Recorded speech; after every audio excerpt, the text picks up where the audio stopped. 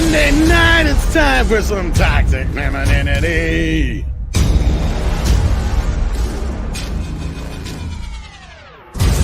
Hope everybody's having a good time. If not, I got a couple of ladies here who are about to make sure you will.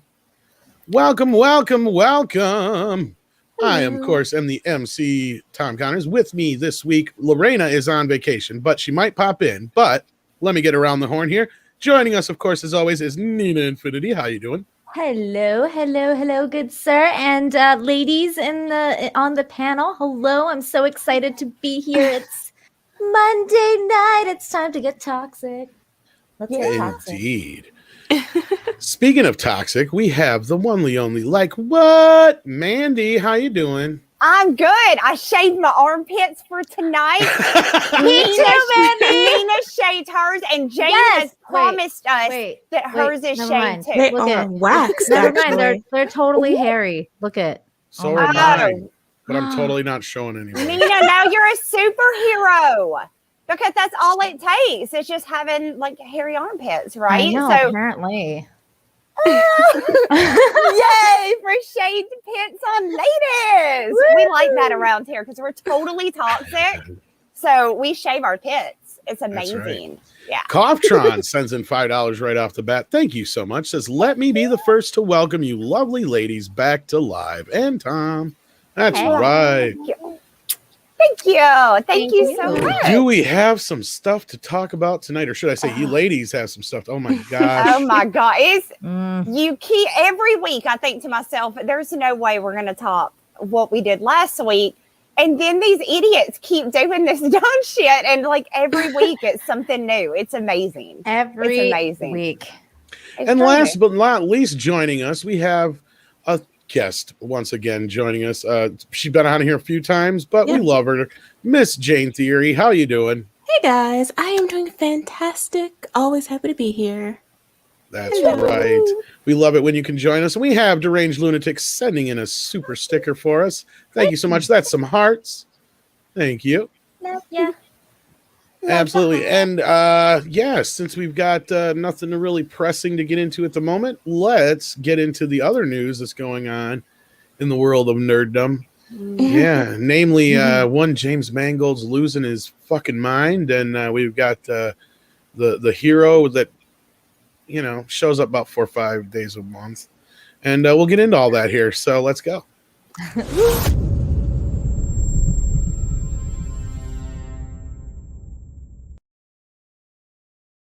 I was going to say, like, the hero no one asked for, but also shows up 3-4 days a month. Like, nobody asks for that shit ever. Nobody has ever asked for that, and I don't know who that is for. But I think, honestly, at this point, I think calling him Mangold does not really fit what he is doing. I think Man Baby works better for a name for him because he is totally being a complete man baby about things. Oh my gosh. That's a nice way of saying a little bitch. Pretty much. A tad more accurate. That is what Mr. and Man Baby is doing. For those of you that are not aware, it has gotten absolutely crazy with him. So do you guys think like maybe like he was drunk or something? I feel like he was either drunk or high, like all day. But doesn't he have a job? Like, isn't he working on a very important film? What they were saying, everybody was saying, because I saw some of the comments, and they were like, leave him alone, it's Sunday, quit talking. And I'm like, but, so what, he's doing drugs all day on Sunday, or drinking all day on Sunday? He did. He so started it. It was... I can't with this. I know. How so bad. How are you going to be that big of a guy and go and attack like people on Twitter? Just ignore them. But no, why are you on Twitter? I could see myself working on an Indiana Jones film, and I have nothing better to do than sit on social media and argue with people. Right? How is that a thing? I don't get it. No, it doesn't make any sense. I mean, okay. Let's be honest. That just tells me that it's going to suck even more because you're not actually doing work. well, we know it's gonna suck. There is like a 99.9% chance it was going to suck. But yeah, I mean, because all right, first of all, I love Indiana Jones, right? And I love Harrison Ford, but the dude is 78. At what point is it not Mandy, believable? How dare you? Ageism, right? Ageism. God darn it. Again. Hashtag ageism, girl. It's because I'm toxic. That's why. I shaved my pits and now I don't have, I can't be a superhero. This is going to be like our new like superhero sign. Like, yes, shaved pits. It's so ridiculous. You're right though. Like, and you know what? It's one thing that it's like, you know, that a director, like a Hollywood director, is coming out and saying this, and it's a totally whole other thing that it's yet another Lucasfilm employee coming out and putting their foot in their mouth, because it happens almost every other week. It's like every other freaking day. It's like somebody from Lucasfilm is just literally sticking their entire foot in their mouth, and I'm like, what's next? Like, but first of all, don't you guys have PR people? Like, shouldn't you not have? Like, don't be on Twitter. They don't, and I think it's intentional. I think it's deliberate. They clearly understand this community, and they understand the criticism of their work, right? Mm-hmm. So their response could be one of two things. It could be to embrace the fans and be much more open to hearing us out and what we have to say about what they're doing and be responsive to it. Or they can take a different approach of being incredibly hostile and trying to be snappy and funny in their comebacks or whatever. And it never works. It doesn't get them the attention that they're looking for, but they don't seem to understand how to communicate. It's the only thing they know how to do is insult. Oh, absolutely. And have y'all noticed every time this happens too, nobody will even be talking about politics. And for whatever reason, they go straight to politics and they draw that political line that was never, all the dude said was, chances are this is going to suck, It's right there. What he said is right there. Right there. If you can zoom in, please, Tom, my eyes, I'm 31 years old. And my you might want to just bring it up on your end too, maybe. I know. Oh, that's also true. I'm sorry. Okay, so I know it's ageism. To anyone thinking Indiana Jones 5 might be good, just let me point out, Steven Spielberg is not directing. 2, Kathleen Kennedy is producing. Well, come on. 3, Harrison Ford is 78 years old. And 4, it's written by Jonathan Kasdan, who wrote Solo. And, this is my part, hashtag Solo lost money. Right. But, so that, right? Like, the guy lost his shit over this very basic opinion. Like, just a very basic opinion. Like, he lost literally triggered him into going on, and not just like, this poor guy got it probably the worst, but he went after, I don't know, he was going off all day yesterday. Like, I literally sat here and I did the hashtag and I just refreshed it over and over, just waiting for the next thing. Like, I had my popcorn. I was ready to go because it was getting and he had multiple threads, because it wasn't even one. It was because people would retweet him and then he would go into the other comments. Like, he went into Ryan Kendall's comments, My Nerdy Home. There was so many people in the community that were just, commenting on his stuff, and he's just going absolutely apeshit on everybody. But all of it, everything he said was beside the point. What his main thing was, look, I haven't finished it yet, and you're prejudging. But what he's saying here, and what a lot of fans are saying, is that based on what we know so far about how this thing is coming together, who's behind it, who's involved, we have legitimate concerns based on their prior work or based on where they are presently. That's not a legitimate criticism. But he would rather strawman the argument and say, oh, you're just mad, or you're just doing it for clicks or whatever. No, we're fans of this franchise. And based on what we know about it, it's not looking good. So instead of reassuring us, his what they do is resort to attacks instead. Yeah, and trying calling them to change basement dwellers. exactly. Right. Which, again, I will state, I find that stereotype, it shows how not connected into the like geekdom community that he is. Because that was some 1980s shit. That was the 1980s stereotype of a nerd. It doesn't really fit anymore because if anything we learn from like the 70s and 80s nerds, those people went on to create the internet. They're billionaires now. So, you know, the nerds won the war. It's not an insult anymore. Right. Exactly. So that's Hey, not really Matt. hey, Matt. Oh my gosh. Hello.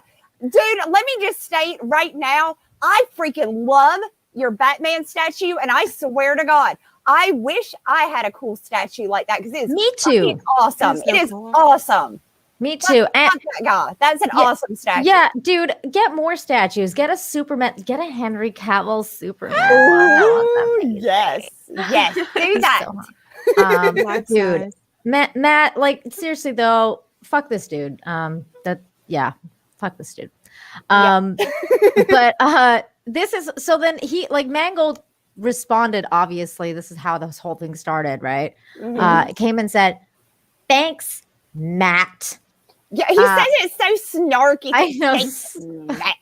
I mean, you The can feel the exclamation tone. point. Yeah, you feel the tone in this. You totally do. And he's an asshole. Keep making the world a better place, crapping on things in the first week of production from your basement. Like, because I'm so cool. Ooh, you really got him with that zinger. I know, right? 2, never seen a script by John. Nothing against him, just reality. Butterworths and I started from a blank page because I'm so amazing. Such a creator. I know. I'm Right? not only can I direct, but I'm just like the bestest writer ever. Like I'm a whole Renaissance man when it comes to those. 3, 1 to 3 are hugely talented and all at my side. Because it's like, oh yeah, you really want Kathleen Kennedy at your side. Like, yeah. I know that if I was given a job and somebody told me, but okay, here's the thing: you get to direct this amazing movie that you love. You get to work side by side with Kathleen Kennedy. I'd be like, this motherfucker is doomed. This is like handing me the keys to the Titanic. This it's is like, gonna, this ship is sinking before it even sets off. Before it even sets off. Yeah, don't even bother like breaking the little bottle on it and shit like that. It's going down. It's going down. I don't want to. I'm sorry, Tom. Go ahead. I don't want to interrupt, but Midnight Mike says he's not going to be here long, so I just wanted to read his super chat. Yeah. Hail to the lovely ladies of Toxic Femme and Tom. Probably won't stay for the entire stream because I am at the lake getting drunk with a bunch of friends. Well, good for you.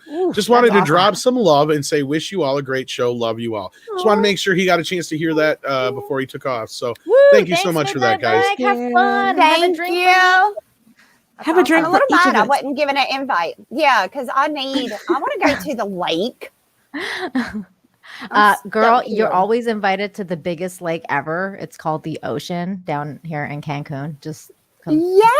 Get on a plane. Just get on a plane. Here we go. Don't be saying that. I'll show up on your front porch and then you're going to have to feed me for a week. Oh my gosh. Okay. So this fool right here, like he okay, listen. It's not that Spielberg is not talented. Like, okay, he's talented. No one can deny that. No one can deny that. But you know, he's not around. Okay, he's not around, and he's saying like, you know, 1 to 3 are hugely talented and all on my side. Like, is he even like on set? Tom, is he even on set? Like, is Steven Spielberg? Debatable. He's going to probably be listed as an executive producer. I'm sure it'll be produced through M.O.M and Kennedy Marshall. But outside of in name only, unless we see pictures of him on the set, I doubt it. He might visit the set for a day. Yeah, that sounds legit. Like, oh, we're like BFFs and going through the set together every day and talking indie and making sure that everything's good. It sounds like BS. At my side, it's not at the writing table. It's not on the set. It's not actually being involved and contributing. It's that they exist. I mean, this is not. He's not being honest here. Okay, now let me ask, because I'm not 100% sure. Did Spielberg do 4? He did 4, right? He did Crystal Skull, right? Yes, he did.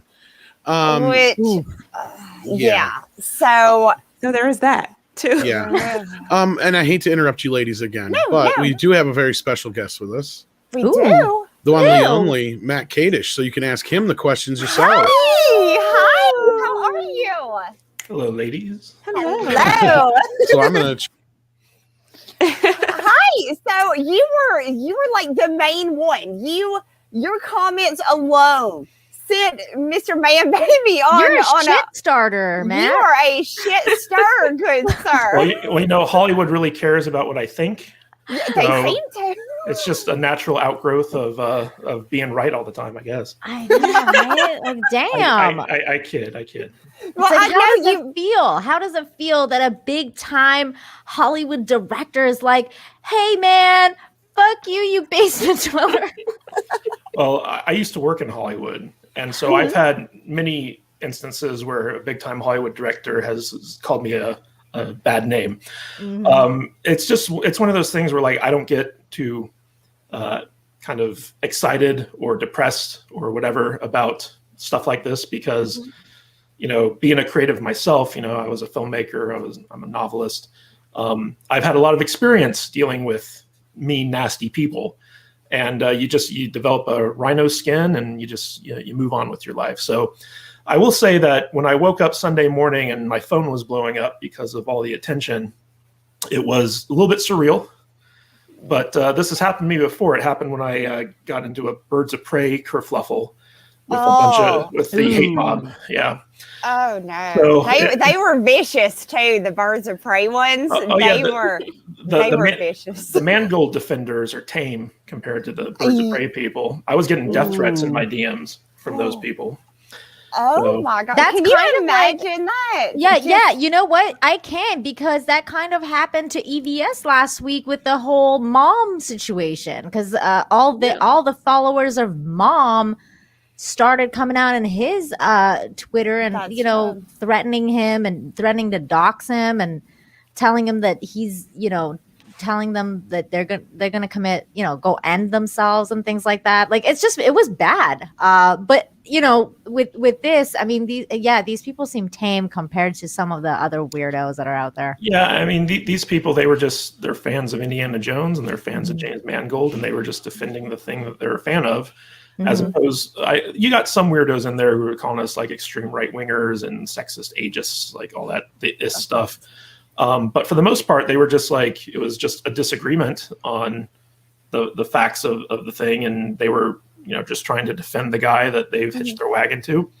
But with the Birds of Prey people, like, it was legitimate, like we want to hunt down your family and eat them type stuff. So, oh my God, that is crazy. Yeah, being able to weather that. This was like a walk in the park. In fact, I bet I've been having a lot of fun with it. So what really pissed me off about this is when you kind of mentioned that you had worked in Hollywood, and then he came at you with, well, why don't you send me your script so we can compare our works? And I was like, this motherfucker thinks he's above everybody. Like, who do you think you are? He was trying to bait me, and typical. One of the things I learned that in Hollywood is that the people with the biggest egos tend to be either extremely talented or extreme sociopaths, and sometimes maybe both. Or both, yeah. And Mangold, I think he's a very talented filmmaker, a very talented storyteller, but he's also got a big ego to him. And clearly, I think he was doing a lot of flexing. And just him bad-mouthing my home studio that I set up in my dining room to do a podcast with my friends. It's like, sorry, dude, it's not on the scale of the $100 million sets that you're used to, but for what we do, it's perfectly fine. So I was a little bit surprised that he would punch down that much, but then again, it shouldn't be surprising. Do you notice studio that is that's lovely. happening? Yeah, it really is. Do you notice that's happening more often though? That filmmakers are interacting with fans In a negative manner. in a way. I mean, it's kind of interesting because it's like a microcosm of the inner workings of Hollywood, where you have these very strong personalities and you have these very strong visions. And oftentimes you're clashing with people who don't share those things. Like you're clashing with a producer who's more of a money man and he can't see your vision, or you're clashing with an actor who has an idea that's diametrically opposed to your idea. And there's a lot of infighting and backbiting and like really scummy stuff that happens in the industry because you have huge egos and very insecure people who aren't afraid to lash out and act out and stuff like that. And when I worked in Hollywood, I was seeing that on a daily basis, and I just kind of got used to it because you get used to it in that industry. And you live in such a bubble in the entertainment industry that you don't even think that your behavior is bad when you go out and do stuff like this because you're just so disconnected from average everyday people. I mean, me and my co-host that you see on there, that's my lovely fiance and my two best friends. We all have day jobs. We all work for a living. We do the YouTube stuff as a hobby to spend time together and have fun. So the idea that this multimillionaire director would come in and start poo-pooing on our little homemade studio, it's kind of like, okay, dude, like. Well, he kept saying that you referred to yourself as a journalist, and like later on in the thread, I saw one of the things that the comments that he had made where he was talking about how the whole thing started because he saw it on a website. It's a little bit nebulous what happened from what I've been able to piece together. So I made that tweet on Saturday. And it was just something that I did, just off the cuff, like I didn't tag him. I didn't even remember that he was involved in the movie when I wrote that tweet. Right. So I had just been seeing the set pictures of Harrison Ford on the Indiana Jones set, and that's what kind of inspired me to write that tweet. And I did get the fact that Jonathan Kasdan was writing it wrong, but last time I had been updated on Indiana Jones 5, he was the one who was working on the screenplay. But from what I understand, someone put it, according to him, like he hasn't, like I asked him to tell me what website he saw it on. He never got back to me, but somebody sent him a link to a web page that featured my tweet. And he believed that I was the author of that webpage, and that I was clickbaiting, trying to get views. I still ain't found the supposed story. Yeah, I don't. But this is what he's claiming. Okay, so somebody sent him a tweet or sent him a link to this page that featured my tweet. He followed the tweet to Twitter and replied to it. And it just snowballed from there. And so this entire time that he was kind of coming after me, he believed that I was a clickbait journalist spreading misinformation about his movie, and that I was, basically just a scam artist. And I was like, while this was going on, I was like, I don't know where he's getting this from. Because I never tagged him in anything. I never linked to anything in my original tweet. Like I had the GIF of Justin Timberlake in there. That was about it. And so I was like, why does he keep accusing me of clickbaiting and stuff like this? Because I didn't link to anything. Yeah, if I'm a clickbaiter, I'm a terrible clickbaiter. I know, right? Yeah. So it came out, I think, as a case of mistaken identity, where he thought I was somebody way more important than I was. But I now like to joke that the Salty Nerd. I have that problem all the time, by the way. Yeah. I now like to joke that the Salty Nerd podcast is the most influential podcast at Lucasfilm. So. But y'all kind of are at this point, right? Well, right now you are, yeah. Yeah, right now we're you kind are. of a big deal. We need to get you a little trophy to put in your studio so people know that y'all are the ass kickers. Well, y'all are the ones. We've got the jar of corks. You do have a jar of corks. Yeah. You do. How's he going to bring that up? I mean, even to that so point, like weird. where he's zooming in on the picture, like, what can I find? He has got an eye for detail. That's one of his directing talents. I don't know if you guys can see it on that picture, but right behind Matt Vader's shoulder, there's like this big jar of wine corks that my fiance, every time she kills a bottle of wine, she keeps the cork as a trophy. Puts it in this thing, and it's huge because she drinks a lot of wine. And so like because of that, the wine the cork bottle has kind of become a meme, and we're actually going to start featuring it on our show. And we're going to name the bottle Mangold in his honor. Oh, yes. Yeah. Good. Definitely. Yeah, so it'll be prominently featured in every future Salty Nerd podcast episode. Oh, absolutely. That's a great idea. I will say, though, I was a little bit disappointed because I zoomed in at first to find out what the hell he was talking about. And I thought it was a big jar of cookies. And I was like, yeah, I'm liking this. It's corks, which is cool, but I was really excited about some cookies. Can I suggest you put a sign on it that says James Mangold put a cork in it? Yes. Oh, Yes. that's good. And in honor of Mr. Mangold and the bounty of subs that he generated for us, we are now going to refer to our home studio as the basement. So Yay! Yeah, own it. Can I just say too, the first tweet that he tweeted at you, where he says 1 to 3 hugely talented all on my side, he totally took a dig at Jonathan Castan. Like he's like, everybody over there is so talented except this Jonathan Castan guy. Like he just, I don't know, I just realized that I'm like, damn, that's a total diss on that guy. Like, I don't know. I just noticed that again when I'm like, he's even throwing like his own Hollywood compatriots under the bus. He's like, this, I'm not associated with this dude. This guy. You know, it's funny. So a while back, he made a movie called Kate and Leopold with Hugh Jackman and Meg Ryan. Yeah. It's about a time traveling love story, and there's a scene in there where Viola Davis, who wasn't a big actress at the time, she kind of plays this walk-on role as a female cop who gives a ticket for Leopold allowing his dog to poop on the sidewalk in New York. And I was watching an HBO behind the scenes featurette on that, and at the time I didn't know who James Mangold was. I didn't really care because this was years ago. And in this behind the scenes featurette, they're shooting that scene with Viola Davis and Hugh Jackman, and Viola Davis keeps messing up the scene, and James Mangold keeps getting more and more upset with her, and his treatment of her causes her to mess up more.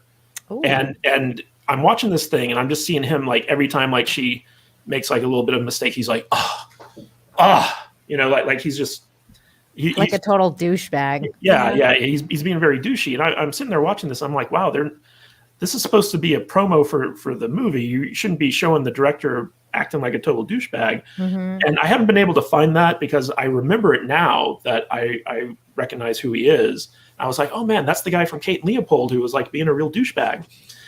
But I haven't been able to find it on YouTube or anything. But it illustrates to me that he's been a kind of a jerk for a long time. And you know what? Someone who's at the top of their game in Hollywood, who makes as good of movies as he does, and gets, I'm sure gets showered with praise all the time by the critics and his peers. Like that's something that kind of cements that dickheadedness, if you want to call it that. So I don't necessarily look at that as a bad thing, but at the same time, like I feel like he could take a page from Colin Trevorrow's book and be a little bit more humble when it comes to dealing with the fans. But it is what it is. I just think that he shouldn't have said anything. Like, dude, just go make a movie and let your work speak for itself. Well, Nina, you underestimate how influential I am in Hollywood. That's the problem. Right. He had to respond to me lest my opinion get widely circulated. He had to hunt you down to do so. That's how important this was to him. He had to hunt you down. And your tweet, because a lot of people have been tweeting about this. A lot of people do not have a lot of faith in the next Indiana Jones. After the fourth one that we were given, and that one had Spielberg, and it was pretty. There were 3 Indiana. It was Jones, bad. Right? It was bad. It was questionable. There's 3 Indiana Jones, right? So a lot of people don't have faith in this, especially knowing Kathleen Kennedy is connected to this because she will be on set. it's gonna, anytime there's something that may not ride the wave of feminism, she's gonna jump up and they're gonna have to change it. So we know that is gonna happen. People don't have faith in it, but your tweet, that's the one that just cut him so deep that he had to come. There's got to be some his truth to this. That's why he got so triggered. There's 100%. Everything Matt said was true. Everything he said is just, echoing what we all believe. Kathleen Kennedy is involved. Nope.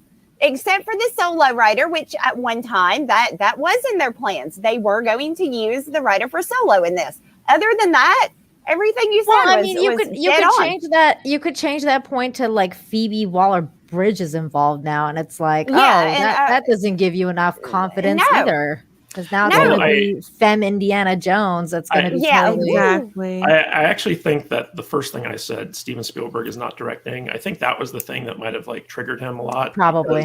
Like he's probably very insecure about stepping into Spielberg's shoes. But honestly, like I don't know what inspired him to respond to me, but it's been so much fun since he did. You are handling this too, might I add, amazingly. Yes. You are doing such a good, because you are running this asshole around a tree is all you're doing. And he's like walking behind you like Michael Myers. And you're just running him around the fucking tree. It's awesome. It has been so, I'm sure you wish this wouldn't have, even if the dude just would have left you the fuck alone and let you do your own thing. But this has been amazing to watch. I know because I'm on the outside, so I'm not having to deal with it. But this has been, like I said, I was refreshing all day yesterday eating popcorn because after he started on, he went on. He just kept going. And you know what's weird is I was kind of hoping that he would respond to my tweet because I was like, I actually added him too. And I was, I said, I actually had hope for Indy 5 when I found out that he was directing because I knew that he had done Logan, and I knew he had done Ford versus Ferrari. And I really liked Ford versus Ferrari. And at the time when Ford versus Ferrari came out, all the leftist media were like just, shitting on that movie and calling it sexist and saying like, this is totally like toxic male and blah, blah, blah. And it was a really bad movie and, all this stuff. And then I watched it and I was like, this movie's freaking amazing. So he had two movies where, straight white men were the protagonists of the movie, and like Logan and Ford versus Ferrari, and he handled both really well. So with Logan, it being a comic book movie as well, I thought he handled that entire story really well, and it gave me hope that if anyone can pull off giving Indy a send off, it's probably this dude. And then he came out and he freaking spurged out on everybody and started calling people like right wingers and brought in Trumpers and stuff like that. And I was like, what the hell is this guy talking about? This is like one thing has nothing to do with the other. And then he started just alienating everybody. It wasn't just like right wingers. It was just like everybody. Like, and I was like, dude, you should have just be quiet and just let your work speak for itself. Like when stuff like this happen, just let your work speak for itself. Yeah, I want to make. Never responded to me though, so of course not. I want to make something clear. I have a lot of respect for James Mangold as an artist, and I got a lot of flack for hating on Indiana Jones as a quote unquote fan.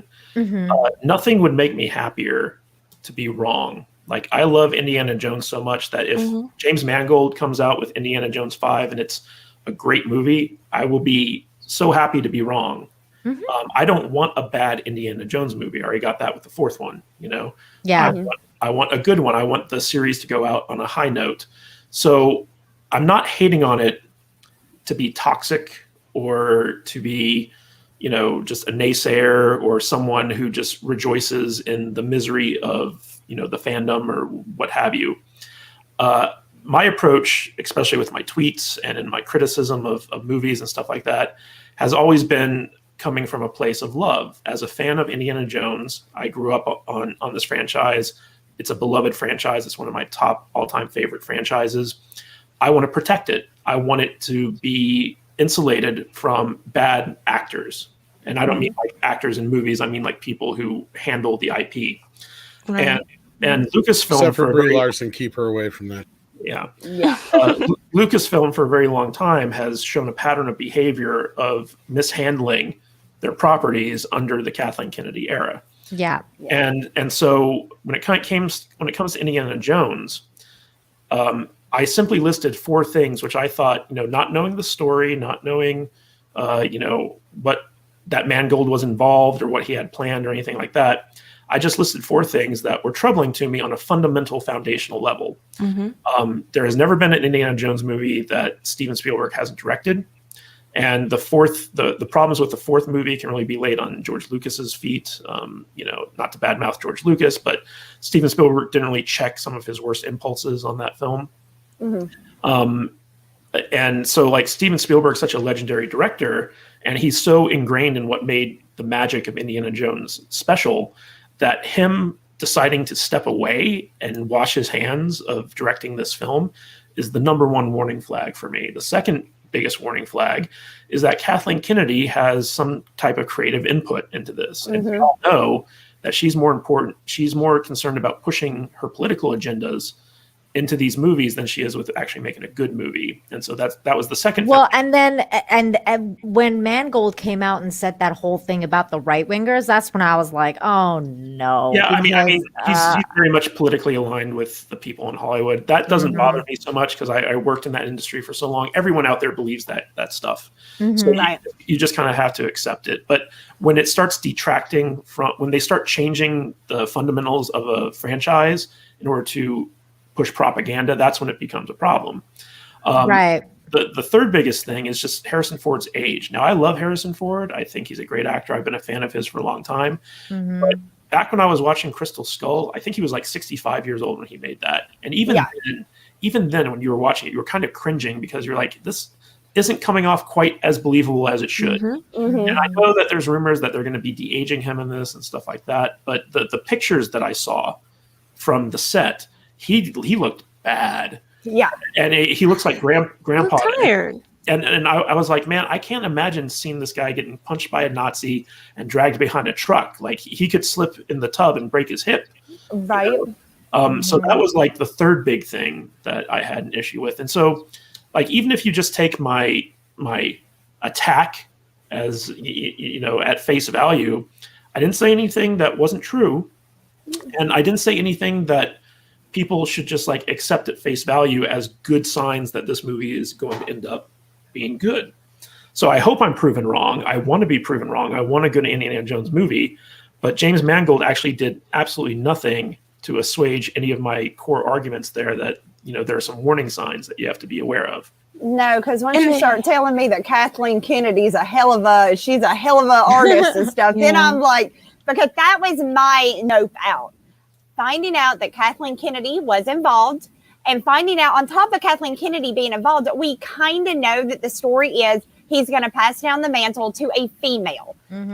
Out. I'm done right there and then. I've already got basically a female Indiana Jones, and it's Laura Croft. I'm good with that. I don't need know that, but do we not? It's not for it's not for sure. It's a theory. It's a pretty damn good theory.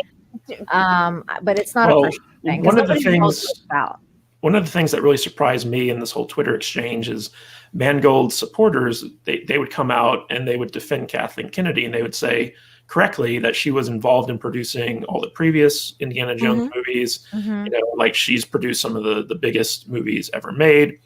And the thing that they fail to realize is that, so first of all, 90% of Kathleen Kennedy's career was spent producing Steven Spielberg movies.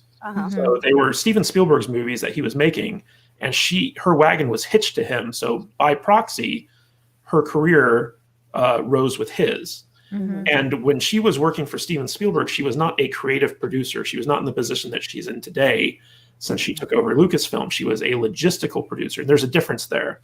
Exactly. And what people don't understand is that logistical producers don't have a whole lot of say in how a movie gets shaped.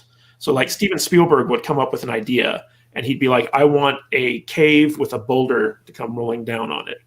And it was Kathleen Kennedy's job to make sure that cave got constructed, to make sure that boulder got found and put up there, and that it would roll on cue and stuff like that. So she was the one who was in charge of bringing Steven Spielberg's ideas to life, and she was very good at that. And that's why Steven Spielberg relied on her for so many of his films. Now the issue here is that this is the first Indiana Jones movie that she's acting as a creative producer on, which means that she has story input, that she has some input in casting and what happens. And I think that Steven Spielberg is the one who chose Mangold. Like, I don't have any proof of this. This is just speculation on my part. I think Spielberg is the one who chose Mangold to come in and take his place, mostly because of the pool that he had to choose from. I think Mangold had a deal with Fox that got brought into Disney when they bought out Fox, and they were looking for something to do with him. And he was the best director that Disney had on their books for Spielberg to hand this off to. And one of the things that is a modus operandi for Kathleen Kennedy is she usually likes to go with younger, more inexperienced directors because she has more control over them. Exactly. And these more established directors like Mangold, Jon Favreau, like these types of guys, Ron Howard, she has little to no input with them because they're experienced and they know better than she does. And so I think that Mangold getting put in place by Spielberg, and again, speculation, was just Spielberg's way of trying to isolate Indy from a lot of her influence. But I think that she still has a lot of influence. Oh, yes. Yeah, I think she can do what she does best, which is bitch and stomp her feet enough that she could probably, if nothing else, she can make Mangold's job very, very, very unpleasant to the point that he's just like, all right, I want to get this son of a bitch done so I don't have to mess with her ever again. But so I just don't trust her because look at Rain Johnson. Look at what she did to that poor guy. He why lost can't it. he see that? I mean, he can't seem to understand that people can have concerns about, as you said, the foundational aspect of this production and still at the same time want it to be good and have hope for it to actually do well. They see any type of criticism as if it is, like you said, an attack on them personally, an attack on their politics, and all we want is a good movie. Yep. Yeah.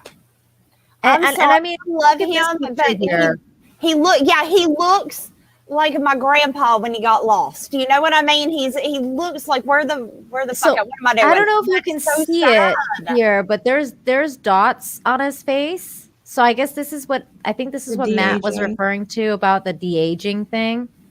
So it's not like they don't know. Like, it's not like they don't know that, Harrison Ford is pushing up there, like, his age. They're not going to be able to change his mannerisms, though. Well, he's still going to be an old man. They might be doing a thing where they, de-age him for the whole movie, kind of like how they did with Nick Fury for Captain Marvel. Yeah. And so, like, maybe this story, even though original Harrison Ford is acting out the role, it's going to be a young Indy that we see ultimately. That could be the big shocking twist that they're getting that. And one of the reasons why Mangold didn't want to, share this stuff. But I mean, like I said, I hope that they know what they're doing. I hope that they deliver a good movie. And I personally, I know this is a controversial opinion, but I'd have just preferred them to reboot Indiana Jones with someone completely new.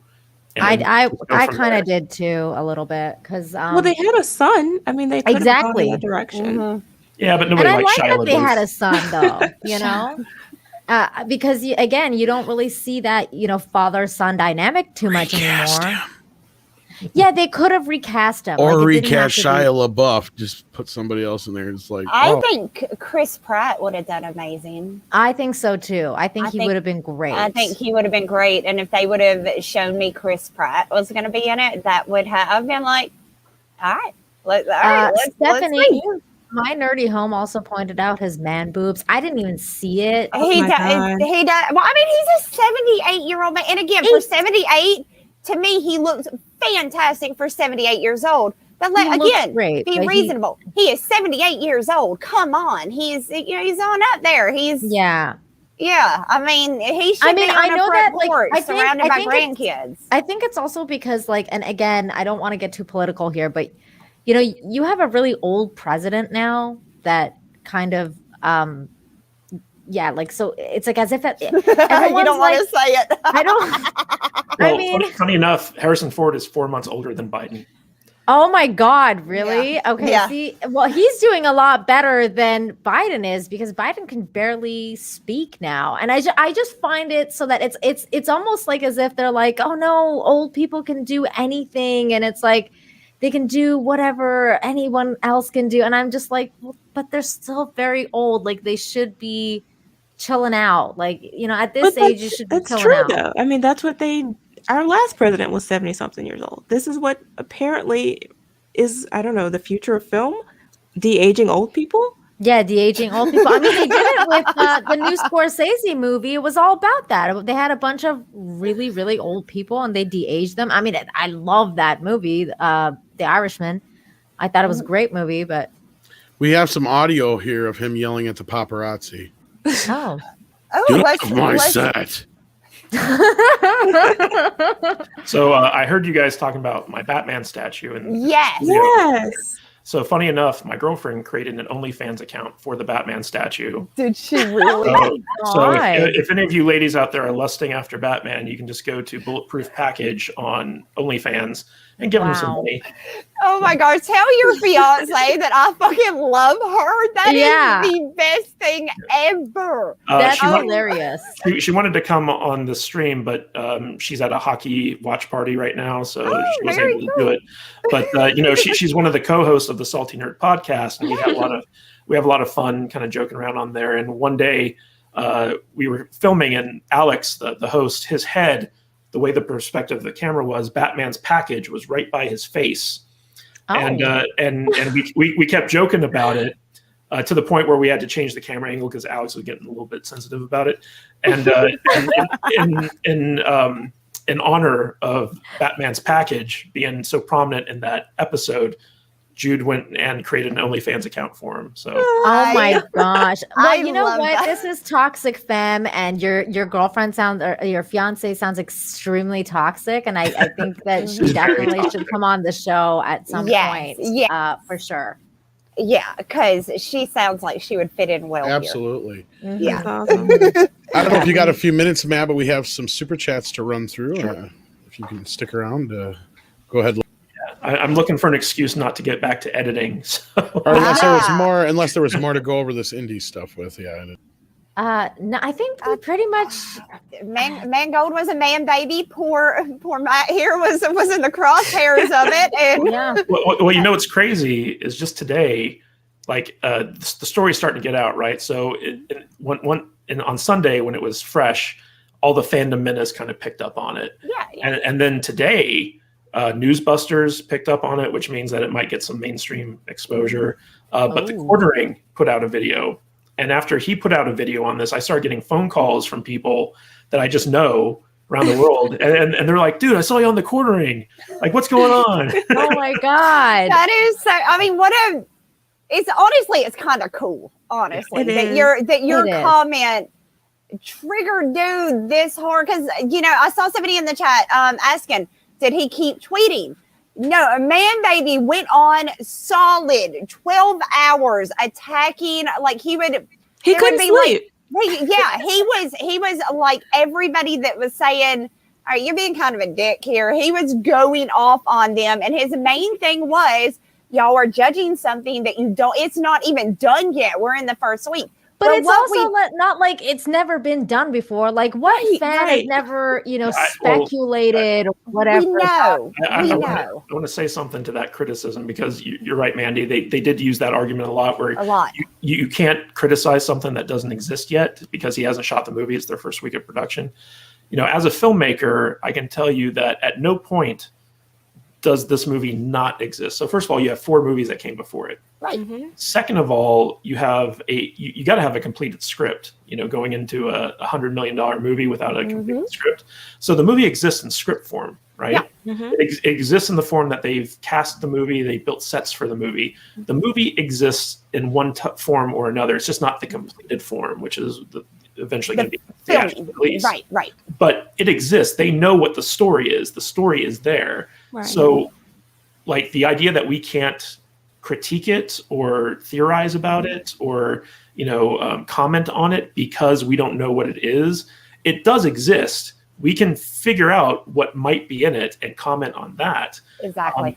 There's really no. But the dude And the was so people involved douchey in about it. it because he was like, "Do you have this script?" No. It's like, dude, shut up. Like, Yeah. I And can't the thing is, you didn't even make a comment on the script. You were Yeah, I making a didn't. comment on the people involved, the The people people behind involved. the scenes. And that we do know who is involved. And I'm sorry, you work with Kathleen Kennedy. I'm gonna be fucking concerned for that IP. I don't even care if it's one I don't Luke care about. Skywalker. Like, fuck, She what do you killed want? him. She's not creative because it's more important to her to push an agenda than make a good story. Anytime she is on a set, I assume it's gonna suck ass. It's gonna suck balls. Her whole shindig with Star Wars was the Force is female. It's like, are you gonna make archaeology is just female? Like, is that what the new thing is gonna be now? I do want to address that for a second. This whole male female dynamic thing that Kathleen Kennedy has been pushing. I think that inherently there's nothing wrong with promoting female characters, female actresses, females in the industry. I feel that you have to lift all boats. So you can't lift up female characters at the expense of male characters, especially ones that have been established for 30 years. Right. The best writers and the best producers and the best storytellers, they create strong characters across the board, no matter their gender or race or whatever. And what the common Hollywood mentality is that not only do we have to lift up the ones that have been in the minority or oppressed or whatever for decades, we have to punish the ones that have been in power. And that's not a good dynamic. And it really hurts the story at its fundamental level. So I think that this whole notion that like for instance, Phoebe Waller-Bridge, okay? I know that she's not popular. She's got some feminist leanings. Solo didn't do her any favors, but I do think she's very talented. I really enjoyed Killing Eve. I think she's a funny writer, a good actress. But the problem comes in when she starts pushing her politics into the stuff that she's involved in. So when it comes to her involvement in Indiana Jones, I'm not necessarily hardcore opposed to him passing the mantle on to a woman necessarily, but I feel like if it was a natural outgrowth of the Indiana Jones series, it would be fine, but it's not going to be because of the MO of these people before. Now, James Mangold might surprise us a little bit in how that's handled. And that I agree with you because of the whole thing with Logan, because Logan and the way that he made Laura was very it was well done. Yeah, he kind of passed the torch to X-23 or whatever her name was. Exactly. So it can be done well, but I just think that Indiana Jones as a franchise, it's based around the character Indiana Jones, and then it's a fan. You can't change that because that's what fans want. If you want to do a female version of Indiana Jones, make a new character, make a new franchise, like you said, Tomb Raider.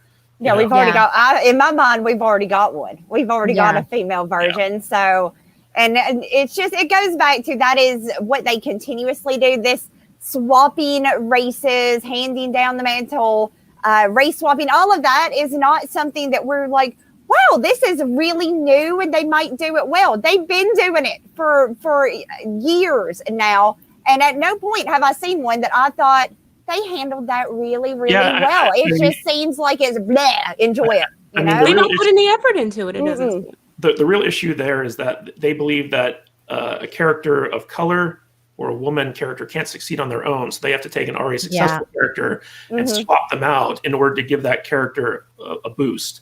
Exactly. And that's the wrong way to go about doing it, because that doesn't last. That creates a lot of animosity among fandom. But if you look at something like, for instance, Alita. Okay. Oh, okay, yeah. All right. So female character, you put her up against Rey from the start. Oh God. Okay. Right. So Rey was done wrong. Yeah. Alita was done correctly. Yes. Yeah. It is possible to take female characters, put them at the forefront of a movie, and have audiences love them. Yeah. Right? And it's also capable of having audiences hate them if you treat them wrongly. Right. So the whole issue here is how Hollywood approaches this stuff. And under Kathleen Kennedy, they have approached it in a very wrong way by trying to change what's already there and force feed it to the audience, as opposed to organically setting stuff up. It's like, hey, here's Mara Jade. Let's see her story, you know?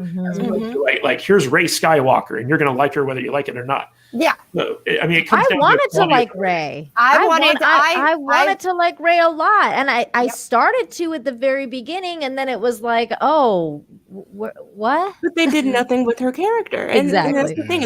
It seems very cheap and very lazy, their Mhm. approach to it. And it isn't as if you don't have great female characters, like great minority characters that exist. Mhm. They don't have faith in them, but they just don't want to spend the money either. They don't want to invest. They also have the bad time. writers. They have writers also, that don't yeah, and understand character building. right, and they do not believe what they are preaching. That is the problem. Yeah. They do not believe there is all this woman power, the forces, female, blah blah blah. They don't even believe that shit, or they would make the fucking characters fit that and make them awesome. They don't even buy it. They don't buy their own bullshit. And the proof is in the pudding. When they take an established female character that is strong, they destroy her, like Sarah Connor. Exactly. Yeah. Exactly. And they ignore all the women in the. That's the other thing that bothers me more so is it's like pissing all over the lineage of women in both, directors, writers, actresses, comedians who have been around for generations and are always overlooked. Everybody from your Lucille Ball all the way up to Roseanne Barrs as far as comedians go. And we had stronger female directors in the 80s and 90s than we do now. Penelope Spheris. We had what's her face from Laverne and Shirley. God damn it, I just forgot her name. Penny Marshall. There you go. You had all these other directors that were around. And what do we have now that is really worth a shit? Maybe it's just because they're not that good. And it's not just the women. There's a lot of the same thing I could say about a lot of the new men. Yeah. And that's what sucks about Mangold is he is a veteran director. He has been around. He has a proven track record. And in fact, some of his worst is better than most people's best. So I'm not going to take that away from him. But I said it pretty simple earlier, and I think Script Doctor's tweet and many others have said the same sentiment all this time. All he had to say was, look, I get it. It's Steven Spielberg. I wouldn't want to go watch an Indiana Jones movie without Steven Spielberg directing. I can understand that. But hey, I'm a huge fan and I think I can do a good job. Give me a chance. And he even responded to something like that, saying that shouldn't be something he should be saying. It's like, no, motherfucker, that's exactly what you should be saying. And he even was making fun of, somebody's just supposed to say sorry and shit like that if it's not good. Yes, exactly is what you're supposed to say if it's not good. Because then you know what? The audience will respect you. That's the thing is people made fun of fucking, and they still make fun of him after he's passed away, sadly, Joel Schumacher for Batman and Robin. But guess what? We respected his ass because he took the blame for it. Yeah. But they hate us. They don't want our respect. That's the They whole do thing. hate us. They I take agree. everything so personally that they don't want us to enjoy what they're creating. I honestly feel like Kathleen Kennedy hands everybody a little how to deal with toxic fans, a little manuscript. Okay, now that you're not wrong. Lucas Wasn't that what filmed the it. Imagineering thing was? That's it. Yeah, Imagining that's exactly. Tomorrowland or whatever fucking True enough. They don't like their fans. Fade in. Yeah, they don't like their fans. So all right, let's grab these super chats, right? Okay, just one last question though, Matt. I did hear that you did get a somewhat of an apology or something. Did you actually get an apology? Kind of a roundabout one. Once he realized that I wasn't actually a journalist, he was kind of like, well, I guess you're entitled to your opinion. Oh, okay. That kind of Really? apology. I mean, around the end, when he was coming to the end of his 12-hour Twitter spree, Right. he kind of eventually kind of rolled around to that. I wouldn't necessarily call it an apology. It was more just oops, my bad, peace out. The one you're talking about, he's more like, Matt's entitled to his opinion and so am I. And that's how it basically ends. That's about as close as You got an agree to disagree in a Britney Spears form? Oh, wow. Wow, that's... When he put down the crack pipe finally. All right, perfect. Well, I would love to have James come onto my podcast and let us interview him. We actually interviewed another director who did this mockumentary called And God Spoke.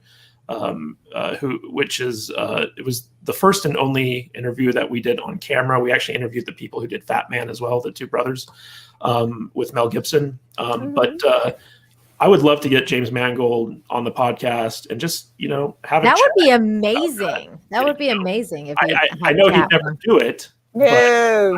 I would love to have a chat with him about what happened. I mean, I would love to have a chat with Kathleen Kennedy, but I mean, I wouldn't. I'm afraid she'd turn me. I'm afraid that by the end of the conversation, my armpit hair will be down to my ankles. Hey, don't get ahead of ourselves. And I will be losing my shit. Because all right, super chats. Okay. Yeah, let's get to the super chats, but I just want to say this to Slithering Peanut. Sure, you're not going to win all of them. Simon Kinberg's like Klutzman. You just got to get him the fuck out of Hollywood. They belong behind a desk somewhere pushing papers, and that's about it. Yeah. That is very true. Let's see. Here we got Sonic X2 for $5. Thank you so much, Love Bug. Hashtag Mandy Sutra. That's right, y'all. I do have a new move. Before this stream ends, I will show y'all the newest move in the Mandy Sutra. Oh, you guys are gonna love it, and you can try it out later on. So there we go. Stay tuned, everybody. It's gonna be great. Okay, Jane, you wanna go? Yeah, ahead? Steven on with a $5 super chat. He says, "Hail Nina, Mandy, Jane, Tom, Wrenches, and Midnighters. Don't forget to donate to Bird of Praise GoFundMe page." Oh yeah, definitely do that. It did get funded though. Thank everybody in PJ's stream earlier on Dark Matter Monday. We got it funded, but yes, definitely. I'm sure any more you can send will help. Though I shared exactly. the link earlier, and I'll probably share it again here soon. So any more, it would all be better. So thank you guys so much. We have such a good community here.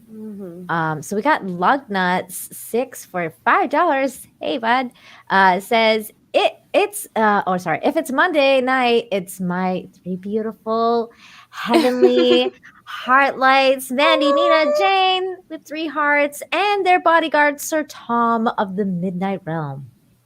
Oh Lord, you done knighted them? How you doing? Ah, shit. Oh no. Now he has a title. Now he has a title. Now he's gonna be walking around acting like Lord Douche. Unlimited power. See what you did, Lugnuts. You done fired him up. Let's see here. We got Fake Name for $5. Thank you so much, Love Bug.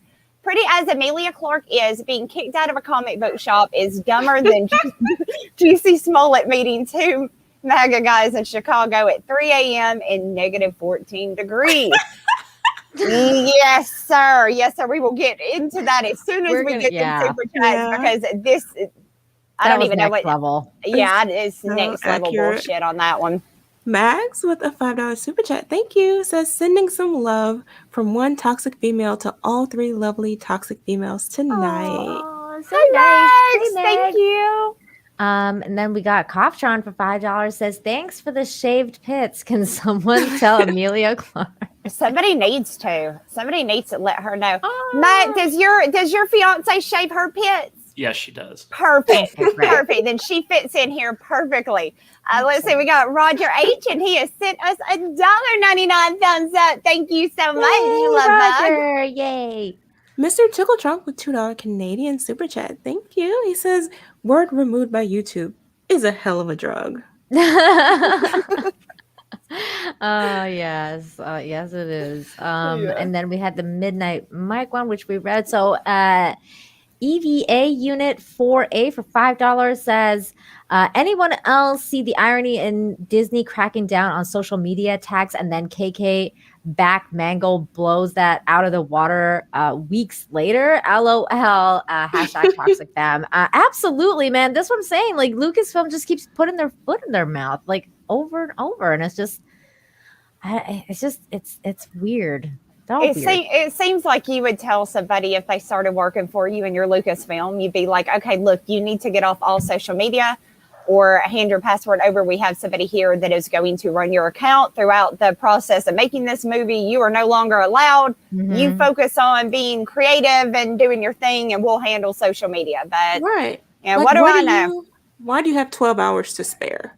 Get to work. Right. Do something. People's concerned. You need to not worry so much and fix this shit. Let's see. Coughtron for $7.50. Thank you so much, Love Bug.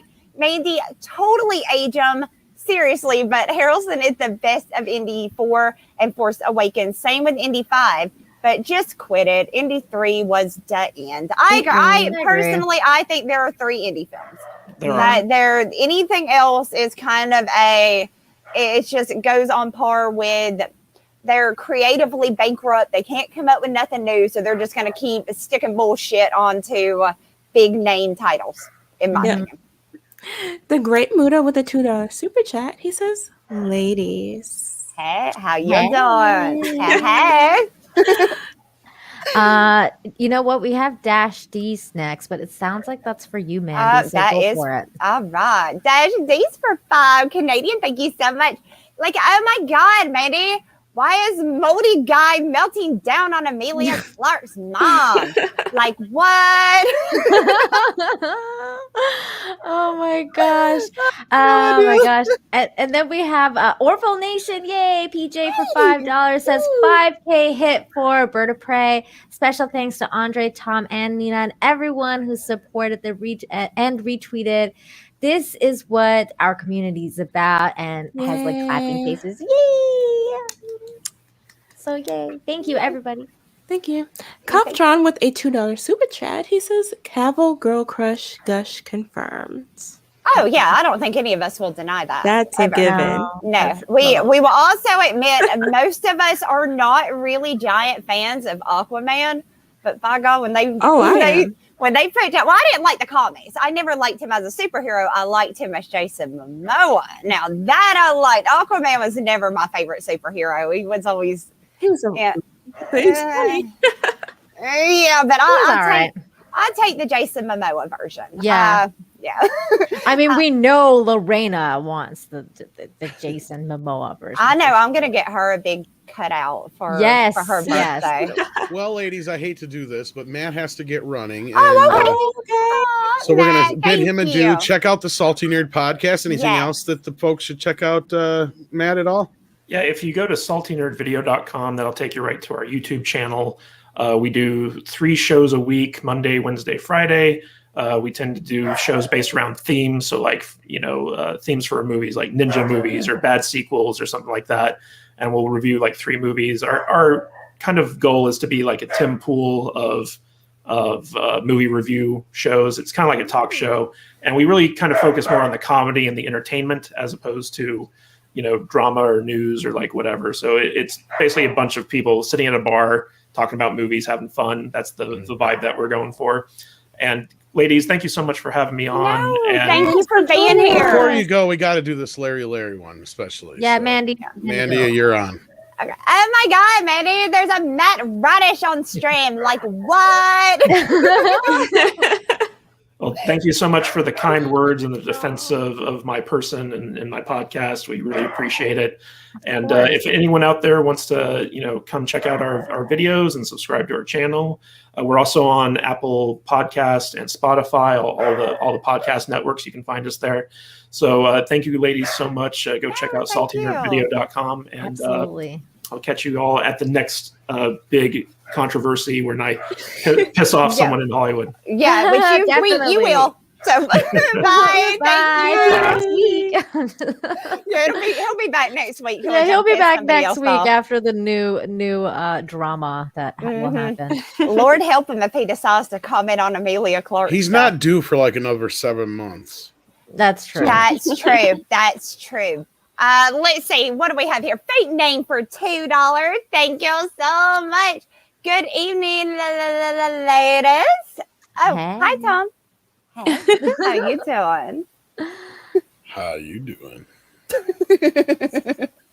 Oh my goodness. And then we have Valiant Renegade for $5 says Spielberg is being paid for his name and at this point, so Disney can use it to pump up the movie. That's true. I believe that. I believe that 100%. Mm-hmm. I don't think. Oh, go ahead. Oh, I was just gonna say I don't think Spielberg has anything to do with this. I think he's washed his hands. I think that they are just using the name. Yeah, if he had anything to do with it, I think they would have said so by now. Oh, you know they would have. Well, and also you would have seen his picture on the freaking set. Like there's Right? there's been no, like with all these pictures that have been leaked. Yeah. You haven't seen a single one of Steven Spielberg, have you? I haven't. I haven't. No. I ain't seen shit. Golf Trump with a $5 super chat. Thank you. He says, I really liked Ready Player One, the book. Spielberg blew it as a movie. Sad. Oh, really? I like the movie a lot. I didn't say it. It was okay. I didn't even attempt it. Yeah. I liked it. I've never read the just- book, but my understanding is he avoided a lot of his references, which really kind of was part of the problem. And then they changed a bunch of stuff. But I'd have to read the book to compare. But I have to read the book. I thought the then. movie was meh. My issue mainly with the movie was you're referencing all this 80s shit. Yeah. Yet like 2/3 of the stuff that you're showing is from like the newer versions, like the modern versions. Oh, that's lame. Like kind of like what they did with the Transformers and stuff. Yeah, speaking of, there's a modern Transformer in it from my recollection, and there was like the modern Ninja Turtles. They weren't like the 80s Ninja Turtles, and Freddy was the newer Freddy, not the Robert Englund Freddy. And yeah, Chucky was similar, but he was like CGI and he just looked weird. Yeah. And there were some other cool Easter eggs here and there, but like King Kong was more of a generic King Kong and some other stuff like that. But yeah. I don't know. I still enjoyed it. I guess especially because it wasn't woke and it wasn't shit. So I was like, yeah, I like this movie. But is that where we are now? Yes, we are, Jane. No, That's that is exactly where we're at. Yeah, that's where we're at. That's where I'm at. I don't know where everyone else is at, but that's where I'm at too. That's what I'm at too. It doesn't have to be great anymore. Now just make it where it's not woke and at least makes half fucking sense. Yeah. It's a speck of sense in it. Then I'm like, damn, that's gonna win an award this year. I get really excited about it because nominate that movie for an Oscar. Let's go. Let's go. It made sense. Fuck right. Let's do it. Yeah. Ridiculous. I don't know whose turn it is. I don't know. Jane, I think it's you. Sure. Coughtron with a $5 super chat says, Tom, how's the one doing that was having problems 2 weeks ago? I'm bad with names, but donated and concerned. Yeah, Coughtron, I already addressed that. And yeah, that was Christy. I know it helped out quite a bit. I mean, like I said, of course, things are still tough. But hey, she did thank me personally after the show. So I just extend that to all of you who helped out. So thank you very much on her behalf. Yay. I'm glad that she's doing a little better. Okay, here. Mandy. Sonic X2 for $5. Thank you so much, Love Bug. Hashtag Mandy Sutra. Like what? Like I said, you guys, it's coming. I got a good one for y'all too. I done made up a really, really good one. I didn't draw it because I thought about drawing it, and then I thought, no, Andre will absolutely kill me if I start drawing pictures for my Karma Sutra. So I am going to demonstrate because I can do it better. Oh my God. Tell everybody, share the link. Things are going to be happening in this stream here. I think it would be amazing either way. You don't want to miss it. This is amazing. No, I'm gonna, and y'all are gonna love it, and y'all are gonna love the name. I'm in full support of it, whatever it is. Tsukiyomi for 99 for $5. Thank you so much. Says, as someone who spent the latter half of 2020 in the hospital, I just wanted to say, stay strong, Bird of Prey 5. Oh, that's so sweet. That's so sweet. That's rough though. That's rough. Yeah. Coughtron with a $2 super chat says, yeah, didn't watch, what was it? Ford versus Ferrari? Yeah. And Logan, but had hopes. Sad. Yeah. Did you watch it, Mandy? Did you watch Logan? I did not. The movies I've seen that Mangold did, which I thought were amazing. I watched Walk the Line, the Johnny Cash movie. He did Girl Interrupted, which was one of my favorite movies when I was younger. Yeah. Again, it has Winona Ryder at the lead. I am a huge Winona Ryder fan, and it was really the first thing I ever saw Angelina Jolie in. So, I mean, that was the first time I ever saw acted her like as herself, anything. though. She like a did. Psycho bitch. She did a psycho bitch, and she did amazing though. So I thought those were good. Dude, girl, I highly recommend Logan and Ford versus Ferrari, Really? especially Ford versus Ferrari, because there's like amazing looking guys with hot cars, and it's just really sold. good. Yeah, I'm sold on that now. Yeah, I mean, it's just good. See, I heard car names, and I'm like, oh, cars. Okay. Ford versus Ferrari was really, really good. Yeah. I have to watch Logan that. was amazing to me. I love Logan. So, I mean, Yeah, man, you're Logan into was good, comics. too. You should watch Logan. I should. I just hadn't got around to it. My list of stuff I need to do is this freaking long. I can't seem to find time to do nothing. Girl, I hear you. I hear you. Well, honestly, I don't know if any of you guys in the chat are the same way, or you ladies are the same way. I haven't been watching a lot of movies. I haven't been watching a lot of TV recently. And it's because of the way it is now. It's just, every time I think, oh, I'm really, really, really going to like this. And oh, it's an IP that I love and da-da-da-da. I sit down and I watch it and I get really even like the Joker movie. I know I'm probably the only one that's like this, but I sat down. I was so excited for the Joker movie. I was like, hell yes, a Joker movie. Fuck right. And I sit down and it did not feel at all like I was watching a Joker movie until like the last, 15 minutes of the movie. It was just really, really sad and depressing and did not feel like I was watching the Joker. And I was just like, I don't know. I don't know. You know what, Mandy? I'm completely like in the same boat as you. So I've been watching like old stuff. Like the other night, I was watching Midnight Run. Like for the first time, I'd never seen that movie. It's a Robert De Niro movie, and I loved it so much. But I've been watching like 80s movies and just like movies I had never seen before that flew under my radar. Yep. And just I'm really enjoying it because it's really fun. But I'm not watching anything new anymore. No, and I don't know if that's everybody or if that's just us, but that's kind of where I'm at right now. Is I don't want to waste another 2 hours of my time. My time is more valuable to me. Yeah, I've set a date, like 2016 before that. Like I'll watch it, but before, like if it's 2016 or after, like no. Yeah, no. Yeah, it's just Well, I do reviews, so I have to take the hit for everyone. Thank goodness for you ladies that do those, because technically I'm supposed to do that too, but I've been like that. Like no, I'm out on this shit. Like, have you watched The Bad Batch yet? No, I don't watch Disney Star Wars. Like, no. Didn't even attempt it. What's up, Tom? Hi, Tom. I just want to say hello to these ladies here from Force of Light Entertainment. I met them earlier on Yeti's stream. Maybe we'll have to have them on one of these days, maybe next week or something, if we can work it out. DM me one of you guys on Twitter. It'd be awesome. Yeah, very, very cool. We love seeing other ladies in the fandom. So, hi, how are you? You should watch Girl Interrupted, though. It really is. It is good. It's a good movie. I love that movie. Yeah, it's a really, really good chick flick. And not chick flick like love story or anything like that. It's a good movie. It really is. Mm-hmm. Very good.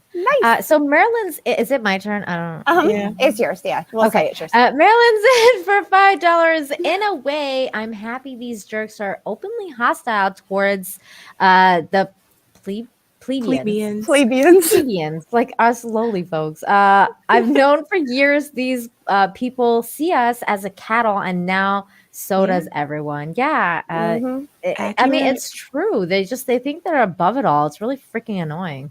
They really do. I'm just glad their little awards are getting canceled over and over again, because I was so tired of watching these self-involved celebrities talk about how amazing they are and celebrate being celebrities, and it's like, fuck you and your Oscars. Yeah, and I like how awards. Yeah, and I like how their like talk shows are getting canceled. So like when I heard Ellen was canceled, I was like, yeah, I did. Finally. No kidding, right? Ralph laugh from The Simpsons. Me too. Like or Nelson. Yeah, Nelson. Yeah, Nelson. You did that really good, by the way. Thank you. Let's see. Is it me? Yeah. No, it's Jane. Oh, it's me. House Atreides with a $5 Canadian super chat. Could this be KK telling Mangold how toxic the fans are, and he is buying her evil crap? This is classic KK move. Yeah, that is his phone. That is my. That is my suspicion. All along. That is what I think, because I mean, look at it like this. everybody that works with Kathleen Kennedy on something that is Disney/Lucasfilm, right?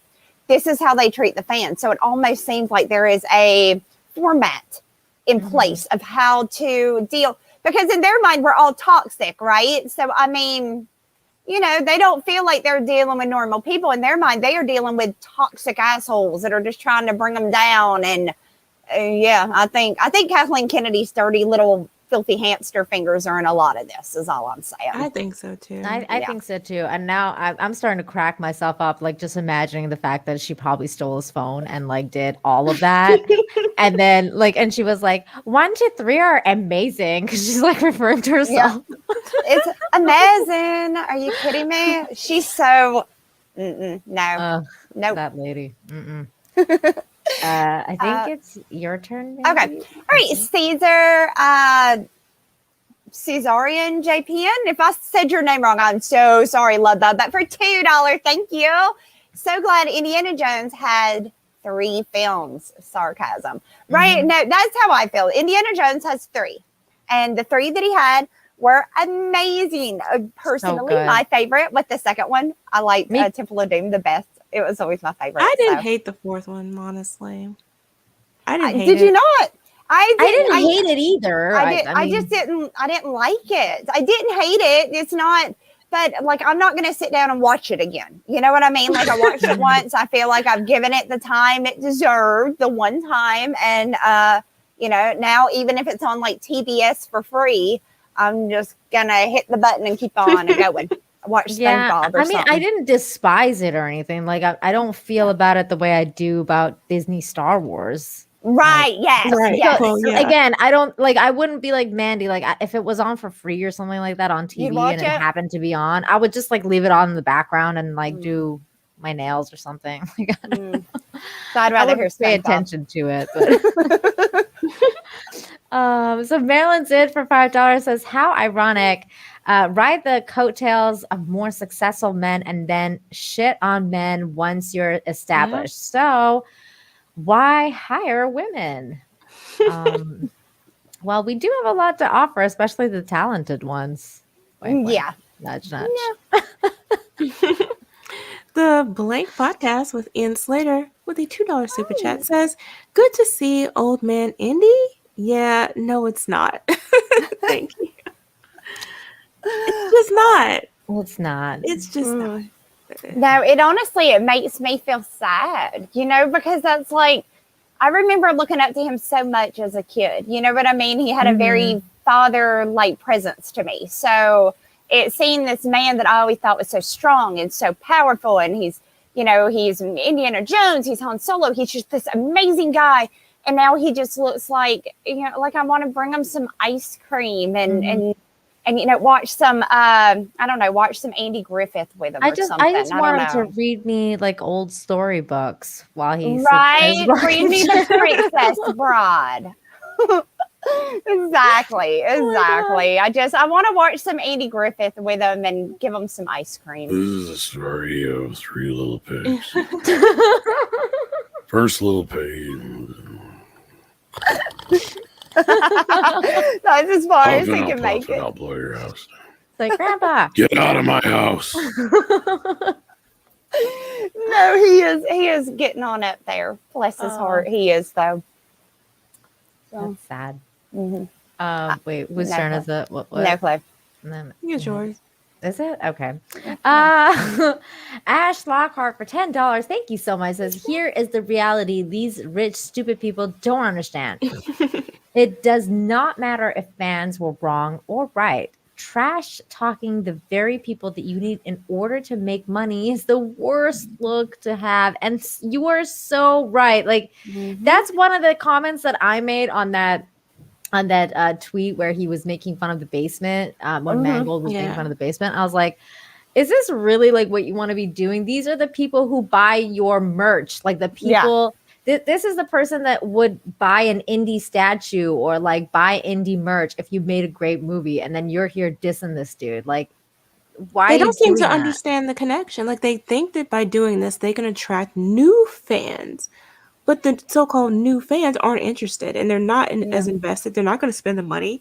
They're not going to buy the toys. They think all that stuff is silly. Like, it doesn't make any sense. It's so weird. It's like that's what your job is, though. Your job is to make a great movie in order for people to be like, yeah, I want to buy like that indie pop or whatever, that indie new hat and indie new whatever, like shirt, backpack, merch, whatever, anything, right? Right. Yeah. That's the whole point. And this dude's like coming in here and like making fun of everybody for doing that. Like that is You nerd got culture. Indiana Jones backpack? I want one. Yeah, I mean, making fun of dude's Batman statue, like that's merchandise for DC. He paid money for that, or somebody in that group did. And that thing wasn't cheap. I can look at that and tell that was not some little cheap statue. They paid a lot of money for that. So why would you turn away people that spend money on merchandise? They would rather go broke. Yeah. They'd rather go broke. Jane. They would. Ridiculous. I hope they get what they want. Raymond, No, go ahead, love. Raymond Hoey with a $10 super chat says, simple solution for HF's age playing Indy now. Hire Anthony Ingruber, who played a young version of his character in The Age of Adeline. He looks, sounds, and acts just like a younger Ford. Really? Ooh, I don't know this person he's at all. great. He actually did an audition tape, and you can find it on YouTube, where he does a bunch of like Harrison Ford lines and shit. It's great. Really? He looks just like, and he's already played him once. So like Rambles, the dude's perfect. Why? Okay, here's the thing that's so stupid. They didn't hire him because they felt like he was just doing, quote, an imitation of Harrison Ford. Mm-hmm. And he was like, they wanted this other kid, what is his name? Elton, whatever, what the fuck is his? Which one did they end up picking? I can't remember their names. Anyway, they ended up having to get the fucking acting coach for him because the kid couldn't act. Oh. Yeah. Great. So they would have been better off getting Anthony Ingruber to begin with. Great. Are you talking about the guy in Solo that they picked? Yeah, the kid they picked in Solo, yeah. Oh. Yeah, they had to bring in an acting coach to make him act more like Harrison Ford. So ridiculous. Oh, that's that so was lame. the whole point. I'm sorry. I kind of missed this, that point, but yeah. I'm looking up this guy's picture because I didn't know what he looks like, but you guys are right. He looks like Harrison Ford. He does look like Harrison Ford. Man, this and he is sounds crazy. like him too. Check out his scene from Age of Adeline. I'm gonna have to, but this is just so the audience. Yeah, he looks is aware. just like him, like a That's young him. Harrison Ford. Yeah. Wow. He does. Wow.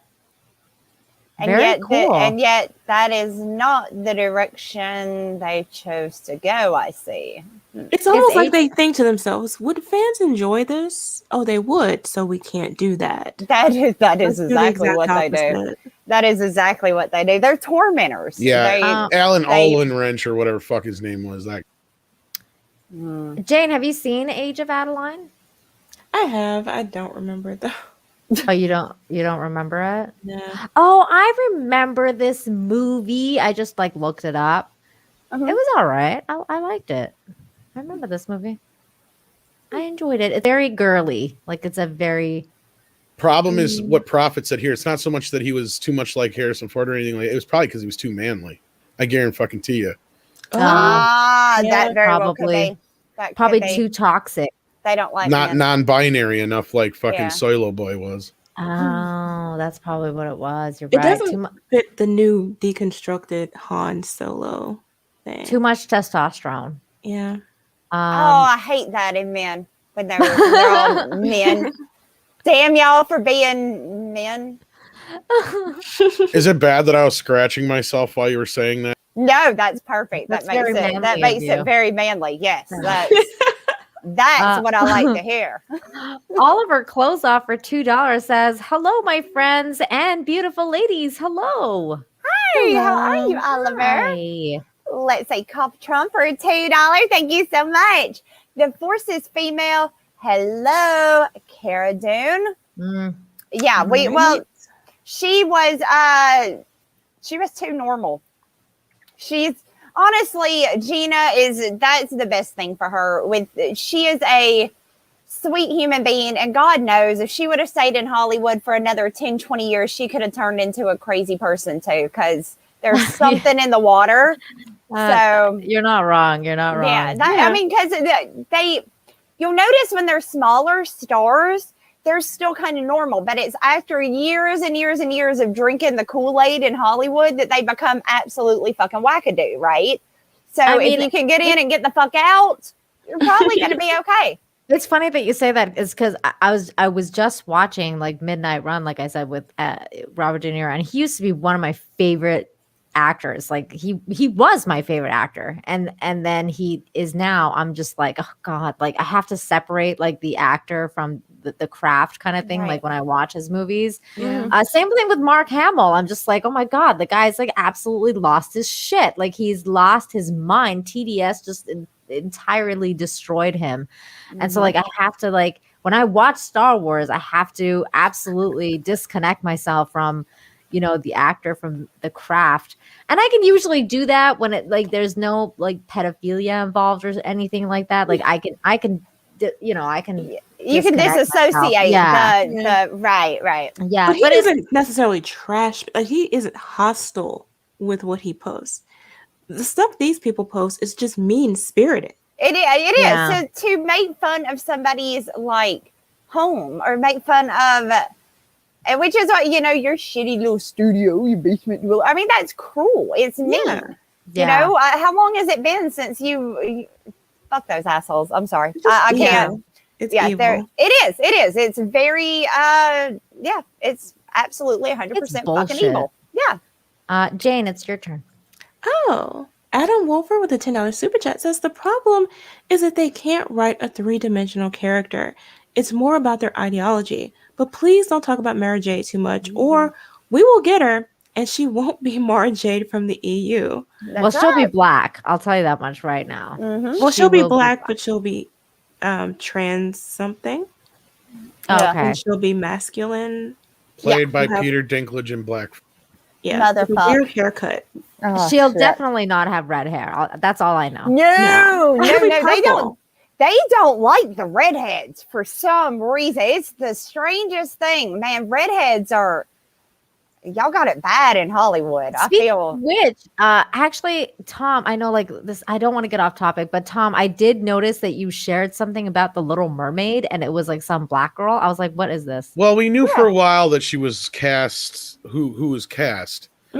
And we've already been through the whole race swap business, which I also brought up the point, then why aren't they swapping Eric as well? But hey, or whatever.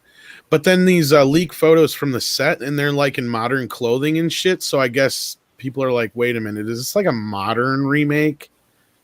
So it's kind of off the beaten path for Disney, but it's like they either go to one extreme or the other. It's either a fucking shot for shot remake like The Lion King, or it's just so far from the original. It's like, what are you doing? Like I remember like Beauty and the Beast and Aladdin kind of falling down that rabbit hole a little bit. Yeah, definitely Aladdin. I didn't know that really they were even making a movie though, because when we were talking about all that stuff, that's when they were doing that weird play where they announced it at the same time. Yeah, same time. Yeah, it was all right at the same time. They were doing the play, and then so there is a movie that I didn't. Yes. know. Oh yeah. We're getting a live action. But it sounds like it's going from bad to worse. Yeah, it's gonna be fucking garbage. Who asked for a live action Little Mermaid? And while we She were was my live, favorite. I learned that we're also getting another race swap. Which one? Oh, I know Perfect you're perfect strangers. Your fucking cousin of all Laurie. fucking things. Like nothing is sacred. I can't have nothing. Cousin Laurie and cousin Valky are fucked on this one because now they're black women. Yeah. Oh my god. Oh, God. Yeah. It's Can they stop? Just no. Stop No. putting This us in is stuff. We were wrong. We don't want to be included anymore.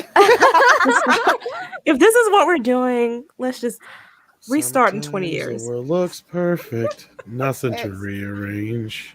Jayne. Sometimes I just get a feeling like I need some kind of change. okay. I got a The rain prediction. and thunder, I got a the prediction wind for you and guys. hail, somebound for She's better good at days. this. Mandy's I'm good. I'm predicting good at shit. predicting. My life. Okay. They got Perfect Strangers, right? So what's next? What can they do to really bring in the change in the world right now? I'm right? nervous right now, Wait, Mandy. I'm You ready? nervous. You ready? Three's Company with homosexual guys, and that's the main problem, is because the two guys are gay and the girls there being all kinds of like Ally McBeal in a way, and then you got like the character that played Don Knotts coming in having the big issue with them being gay, but then they're okay with it because oh my god, they're probably totally gonna do that, but they're gonna do it like gay, trans, and non-binary. Actually, I hate to tell you this, Mandy. What? Somebody already put that something similar to that on my original tweet from the Perfect Strangers story. They said it's Three's Company, but okay, because the original joke of Three's Company was they let Jack live with the two ladies because he was pretending to be gay. To be gay, right. He was. So now it'll be the other way around. He's going to have to be a gay guy pretending to be straight. What? Yeah. You know what? I totally fucked up on that because I forgot Three's Company. Like I mixed it up. I was thinking two men and a baby, or three men and a baby. Two men and a little lady. Yeah, that one. That 3 men and a baby or whatever. Yeah. Now they're gonna do it so that one of them is gay, one of them is trans, and one of them is like non-binary, and they're all raising a little kid. Like that's probably next too. You're giving them ideas. Well, that's okay because these we can laugh about. Yeah. What are they going to do with Three's Company? All the main characters will have to. They'll be lesbians, but they'll have to pretend they're straight, right? Because the patriarchy doesn't like it. They don't like it. How dare they be? I'm helping y'all. I'm a helper. I know. No, but Three's Company just goes to show you how it. Like, never mind. I'm just gonna get over. Freaking Mangold and Kathleen Kennedy are watching this show. We just gave them so many shows, you guys. You're welcome. I want white Family Matters. I want a white Steve Urkel. You ain't getting no white Steve Urkel. I know nobody really wants another Urkel out there. Nobody. I do that. Nobody wants that. Nobody wants another. I want a race swap Fresh Prince. Can we get that? This is a story all about how my life got turned upside down. I'd like to tell a minute. Just sit right there. Yeah, except for it's the Fresh Prince of Philadelphia, because he went from being a rich boy in Beverly Hills to go living with his uncle and auntie in Philadelphia. That's it. And he learns how critical race theory is important, and he's had nothing but white privilege his whole life. He goes to an HBCU. It's a whole thing. They're gonna do it. They're gonna do it. He pledges a fraternity. They would never do that, man. Are you kidding? I bet you they do. I can see it. I can literally like close my eyes and picture it. Who do you think they're going to have play jazz? Oh, somebody you really guys white. Do realize they are already making the Fresh Prince as well, right? Yeah, no, they're not. This one is actually going to probably be decent, though. No, this is actually going to be legit. This is why. Okay, because what it was is I don't know if you saw it or not, but this kid did like a proof of concept trailer to take the story of Fresh Prince but make it more realistic and more serious. And he put it out there, and Will Smith fell in love with it, and they got like a 2-season order from NBC. I don't like it. From HBO. I thought it was HBO. I think it's going to be on Peacock. Because NBC owns the original Fresh Prince show. I don't know. Make something new, God damn it. Make something Oh, no, you're right. New. Yeah, well, Warner Brothers owns it, but Peacock picked it up. You're right, Nina. It might be on, I don't know if it's going to be on HBO Max. I'll have to check into that. My friend because you're right, because HBO Max was because Warner Brothers owned the original show.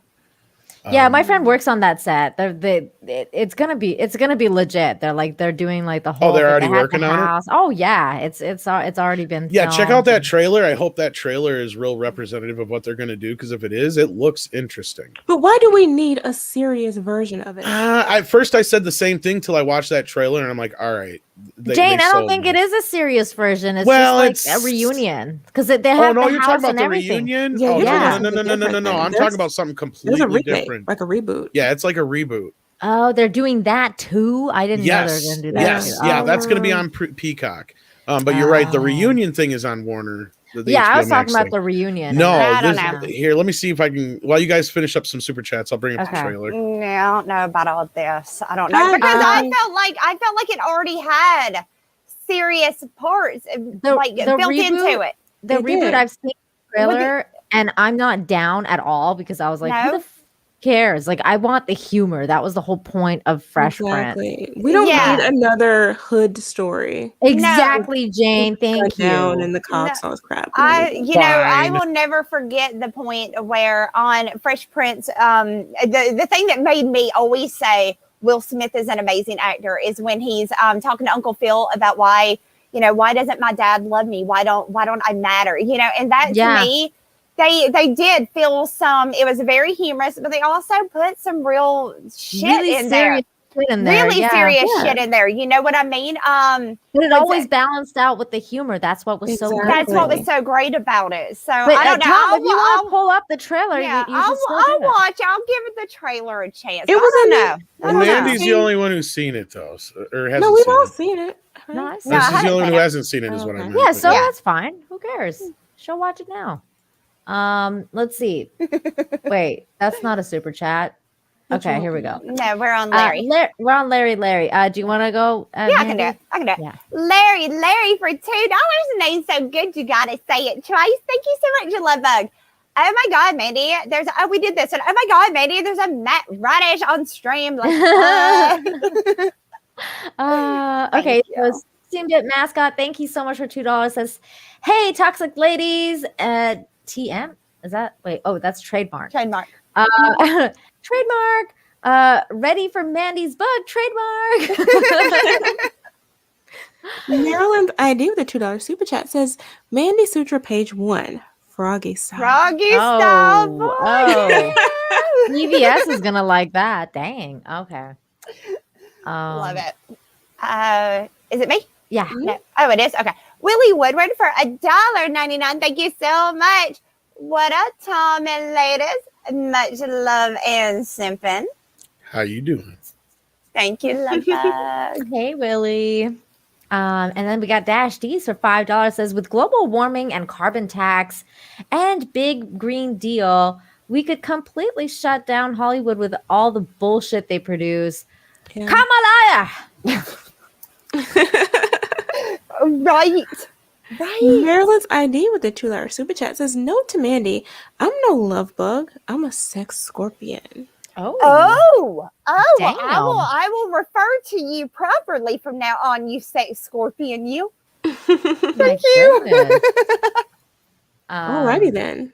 Jane, by the way, it's Maryland's id. That's how it's pronounced. Maryland's id. Oh, I like the scorpion thing though, because they, you know what I mean, like with their little tails. Yeah, the little that singer little thing. Yeah. Okay.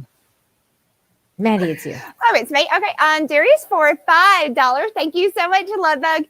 85 can be fruitful with itself. I'm eating my cheesecake. Oh, you want cheesecake? I want some cheesecake. I want some cheesecake. No, we could be like the Golden Girls, dearest. You know, thank you for being a friend. We could eat some cheesecake. It would be awesome. Oh, I would be love great. that. I would My too. favorite cake is chocolate mousse, though. Ooh, So good. I like some chocolate mousse cake too. Gaming or what? Trademark for $5 says Shiba dog. Oh, it's a little Shiba dog saying, "Hey you." Hi, you. A little Shiba dog. Thank you. Blue Marvel with a $5 super chat says, bats don't eat cats. Oh, Smiley face. Cats will eat bats, though. Oh, you're talking about that thing. Yeah, I had to say, I was like, oh, why is Batman trending today? Oh, okay. That's why Batman's trending. I just got to Why is say, Batman trending? yeah. What was it? What? they added into it that Batman was going to be going down on Catwoman, and some people are for it and some people are against it. I'm just saying, any hero of mine I already assumed he did. is going to do that job. Well, duh. It's Catwoman. I thought that was like. I mean, he's a superhero, isn't he? Obviously, he's gonna go down. Yeah, right. You can't tell me a superhero isn't a generous lover. I won't buy it. I won't buy it. They wouldn't have gave. I'm just saying they wouldn't have gave a shit if he was going down on Alfred. I'm just saying. They wouldn't care. I'm just saying. I'm putting it out there. You're giving them more ideas. Stop it, Mandy. I'm just saying they wouldn't have cared. That's They the only next care. movie. They only Oh care. my god. That is the next movie. Fuck. The one with Pattinson? Oh no. It is gonna be. It's gonna be. Okay. Yep. Oh my We're so god. helpful. Dash D's for $5 says, Mandy, are you saying that you have lists as long as your legs? I do. Because y'all know I write all the way down with the information that is needed. I've seen her do it. Sadly, there ain't nothing there right now, so you can tell what I've got going on. You can tell there's not a lot going on over here right now. Raymond Hoy with a $10 super chat says, to the lovely ladies, Mandy, Nina, and Jane, thank you for making my Monday end perfectly with your passion, beauty, and wisdom. Aww. Love you all more and more. You're all truly what this world needs more of. Hi, Tom. Oh, How you Raymond, doing? that's so nice. Thank biggest you. biggest hugs ever, Raymond. That's so sweet. Yeah. Thank you. And then we got Metal Gear Rex for $5. Says Harrison Ford even wanted to do this continuation of another indie movie, or was he pushed to do it, or is he in it for the paycheck? I say paycheck. I'll tell you the exact answer. This was part of his stipulation for signing back on to Han Solo, was he got one more Indiana Jones movie. What? Really? Yes, and that I believe was in either Bob Iger's book or somewhere else. That was confirmed. Wow. Because he's made it no secret he fucking hates Han Solo, but he loves with a passion Indiana Jones, and that's why he said nobody will play him with me. You know, he's like, yeah, he said that nobody's ever going to be. So he's trying to do his best to make sure nobody else. That's why I have a feeling why Mangold's on board is Indy ain't long for this world. We'll see. Yeah, that's what I think too. I think he's gonna, I hope by the time Indy 5 is done, I'm having to eat crow and be like, Me hey, too. It was fucking good. It was good. I hope we gather here for Toxic Femme and we're all like, let's just, yeah. You think I want Crystal Skull being the last fucking decent movie? Right? Exactly. I hope my suspicions are completely wrong. And I hope when it comes out, I'm sitting right here on the channel saying, I was fucking wrong. I was wrong. I will gladly eat crow to get a good Indiana Jones. I will say I knew Mangold was capable of doing some good shit because he is. He did. He's a good director. It is Kathleen Kennedy having her dirty little rat fingers involved that make me concerned. Yeah. Y'all don't say that. If they would, and of course now I'm starting to kind of seeing like how Mangold acts, and I think he's a giant fucking man baby. So it's really hard to get excited about a movie when he's walking around being a big douchebag. So, but I hope I'm wrong. I really do hope I'm wrong. I know. I have zero hope here. Okay. Speaking of, okay, never mind. Gek812 for $2 says, same here, Mandy. I'd rather listen to live streams and YouTube vids. I think he's talking about, when you said you're not watching movies. Exactly. Yep. I do a lot of that. I'm a Nina. I watch a lot of older movies that, maybe were a little bit before my time, or just at the time I was really, really into like just everything girly. So I didn't give a lot of the guy stuff as much love as I would have, if you know what I mean. So that's what I'm focusing on, is more, just stuff that I haven't seen in years. Like I watched Weekend at Bernie's the other day, and that shit is still funny as fuck. Weekend at Bernie's is still, and you hate that movie. What is wrong with you? So funny. I know. I know. My husband and I get into so many fights because that's like one of his favorite it's comedy movies of all time. Bernie's I face. freaking hate that movie so much. God, I love Weekend at Bernie's, and I had but it's Bernie. It's Bernie. I don't know. I can't stand it. I think it's so stupid. I was like, I think this movie's so fucking stupid. You think that's stupid? Watch Weekend at Bernie's too. You'll watch Weekend at Bernie's in a whole new way. Yeah, Weekend at You'll Bernie's. be like, this movie's fucking perfect compared to that shit. I'm not doing that to myself. Oh my God, Weekend at Bernie's 2 will make you want to burn your fucking eyeballs out. I After liked it, Tom. it has its Weekend at moments, Bernie's but like too. in comparison, like yeah. seriously, like the first movie is an Oscar-worthy fucking movie compared to the second. Wow. He's- I'm not doing that to myself. They do accidentally mess up a voodoo thing, and he starts moving and walking around every time. It's music fucking plays. redonkulous. I love it for how bad it is, but it's like so one of bad. those movies that's so amazingly bad. It's so bad. There's like, in what world did you think this movie could ever have a sequel? Like, first of all, the first movie is one of those movies where you got away with it, right? Like, you got away with it. It was fucking hilarious. It was a hit. People liked it for the most part, except for Nina. I know. I'm so And it was like one of those movies that, like, it was a pretty funny, it was kind of funny movie. Yeah, it was pretty good. Yeah. And then all of a sudden, 3-4 years later, they're like, let's make another one. I'm the only one on planet Earth that doesn't like that movie. It's really weird. I understand. No, it's not an accident even. They don't accidentally resurrect his ass.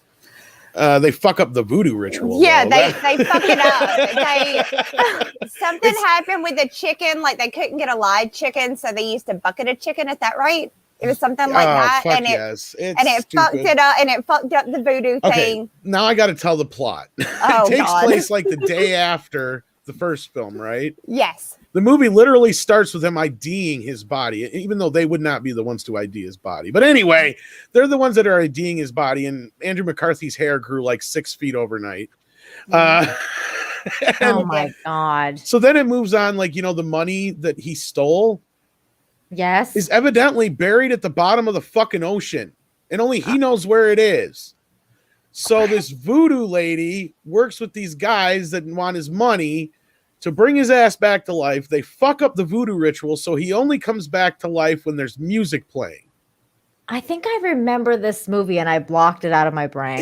And he keeps every time the music, so like, and he's given the direction to go get the money. So like every time the music's playing, he's heading out to the ocean to get the money. It's fucking ridiculous. It is.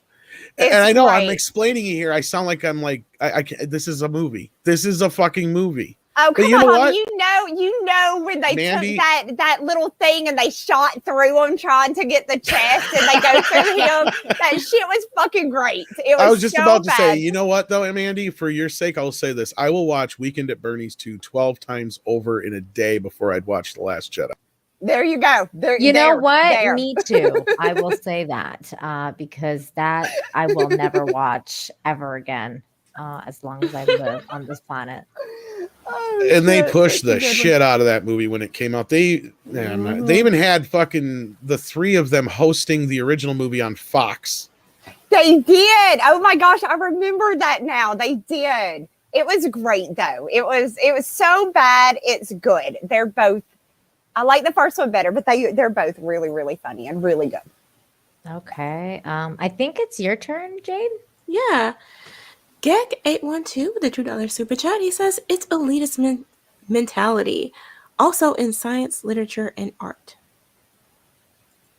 Yeah, I agree. I mean, yeah, it's pervasive. It's just it the entire is culture right now. It's just ruining everything, especially literature. I mean, literature is suffering really hard right now. Oh God, yeah. Oh yeah. It's not good. That's why you support your independent artists. Exactly. Exactly. Buy Mandy's book. Okay, Mandy, it's your turn. Let's see. We're on Metal Gear Rex, right? Mm-hmm. Okay, Metal Gear Rex for $2. Thank you so much, Love Bug. You said it, Mandy. You're speaking the truth. I always do, y'all. I know what's up, but thank you. Thank you, Love Bug. And then we have Darius for $5. Says, I'll accept a documentary Indiana Jones movie directed by Ken Burns. I don't know who Ken Burns is, but cool. He made the baseball documentary and the Civil War one. He's pretty. He's decent. He does good documentaries. Yeah, I'd watch it.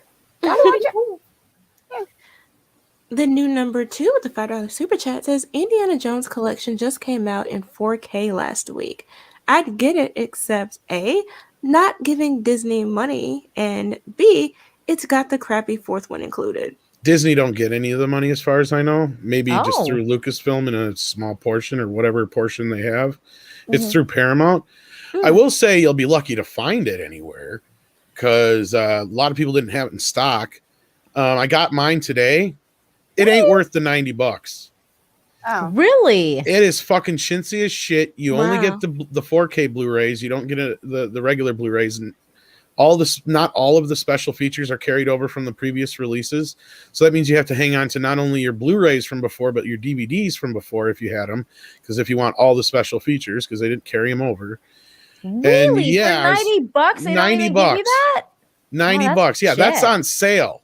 That's on sale, mind you. What? Yeah, it's normally listing for like 100 and 124, somewhere in that range. Oh, that's annoying. Yeah, I'm and it's surprised only you can even sit after taking a dicking like that. I'm surprised you're sitting today. Whoa. well. That's a fucking ripoff, is what that is. $90 Mandy. for that? Seriously, that's a ripoff. I'm not gonna lie. After I got it, I wish I had gotten the steel books because the cover sucks ass. The cover too. It's one of those you just fold it out and they're all stacked on top of each other kind of shit. No. I'm like, for $90, this is what I get. The motherfucker should come in like the Ark of the Covenant for $90. You should do a review on that. Oh, I probably will with Robert Mike because I'm sure he's not gonna be any happier than I am. Oh, okay, yeah, you should I'll do try a and review on talk that him and then into it put it on because- like the Amazon like review thing. Like, It fucking sucks. you should link it to that. So that But the people movies look great. The movies themselves look and sound great. But for $90, no. Wait for it for Black Friday, folks. There You'll you get go. it dirt cheap. There you go. Wait, what are we on now? Ash What's going on? Lockhart. Is it my turn? I have no idea, but go Sure. and take it. Yeah, Okay, sure. let's go. Okay, ladies, for $5, thank you so much. Says, okay, ladies, my wife wants to know what hot actor do you think wears the facial hair well on screen? Don't worry, Thomas Connor, you look good all the time. Oh. Obviously, How Henry you Cavill's doing? my pick. Well, that's what I was gonna say. Henry Cavill does look good with Henry Cavill. Yeah. I mean, Jason Momoa looks pretty freaking damn fine too. I don't like him as much with the Scruff. facial hair. I like him better clean shaved. Oh, really? I don't know. I I don't know agree. why. I I agree. think it's because he shaves everything, and I don't know, something about a big bushy beard, but then like And a nothing else, completely yeah. smooth. I don't Yeah, know. yeah. It sets it off. But Henry Cavill, he doesn't. So yeah, Henry Cavill. I think Henry Cavill. Yeah, Yeah. I'm like thinking about it now. I'm like, who else is there? I don't know. I'm trying to think of who else there is that even Comes Can pull close. off his beard. Yeah. that doesn't do it real douche like, because most of them do it real. They do it real douchey like. I don't know, like the neck beard thing. Yeah. Yeah. No. I'm literally looking up hot You're actors googling with it. beards. You're googling it. Yeah. Chris Pratt. Okay, I do think Chris Pratt is sexy as fuck because he makes me laugh, and to me that is like the sexiest thing in the world, is if you can make me laugh. So definitely. Don't I get to pick somebody? Yeah, who do you think, Tom? Who's the sexiest man alive? No, the sexiest man with a beard. Who carries a beard the best? Oh, there's only one. Who? Oh, that Tom. Plus, I happen to know Gotham's most sexiest eligible bachelor. I love you, Tom. That's right. I totally know Bruce Wayne. That's hilarious. You know who else? Tom Hardy. Yeah. See. Okay. So here's some hot guys with beards. Okay. So we got Jon God. Snow. Yeah, No. not Jon Snow though, but the guy that plays Thor. Where is my? Okay, there it is. There. By the way, ladies, I pretty totally hot. go down on Batgirl. Wow. That's awesome, that Tom. And There we Poison go. Ivy. I don't know. Chris Hemsworth He's- is pretty hot. Yeah. He's a generous lover, that Tom. You can tell. What about And some lady I never met before in an alley once, but I don't talk about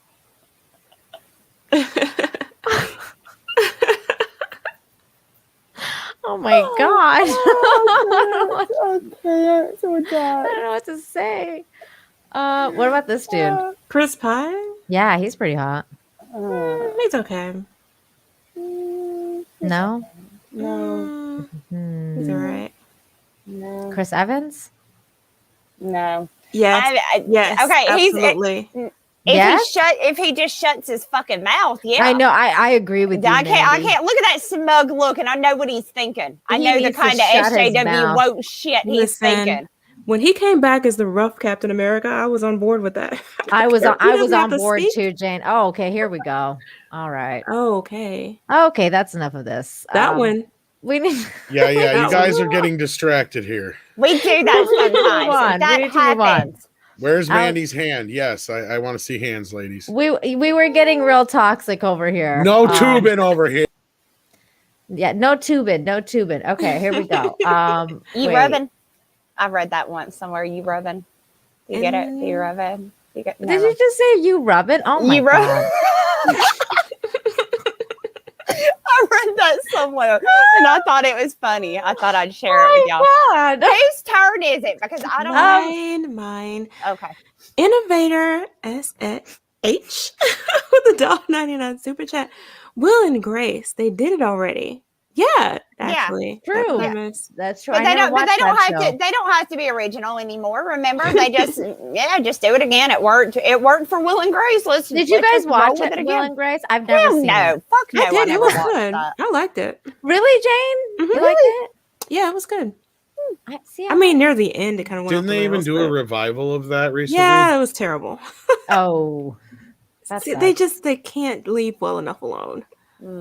No, they don't leave anything alone anymore. They're bankrupt. They are creatively bankrupt. They have to keep doing remakes. When's the last time we got a new movie with a new original anything, with an original idea, a new idea? Well, we had A Quiet Place, but then they ruined it with the second one. No, Harry Potter was the last time I heard of something with a new idea. Really?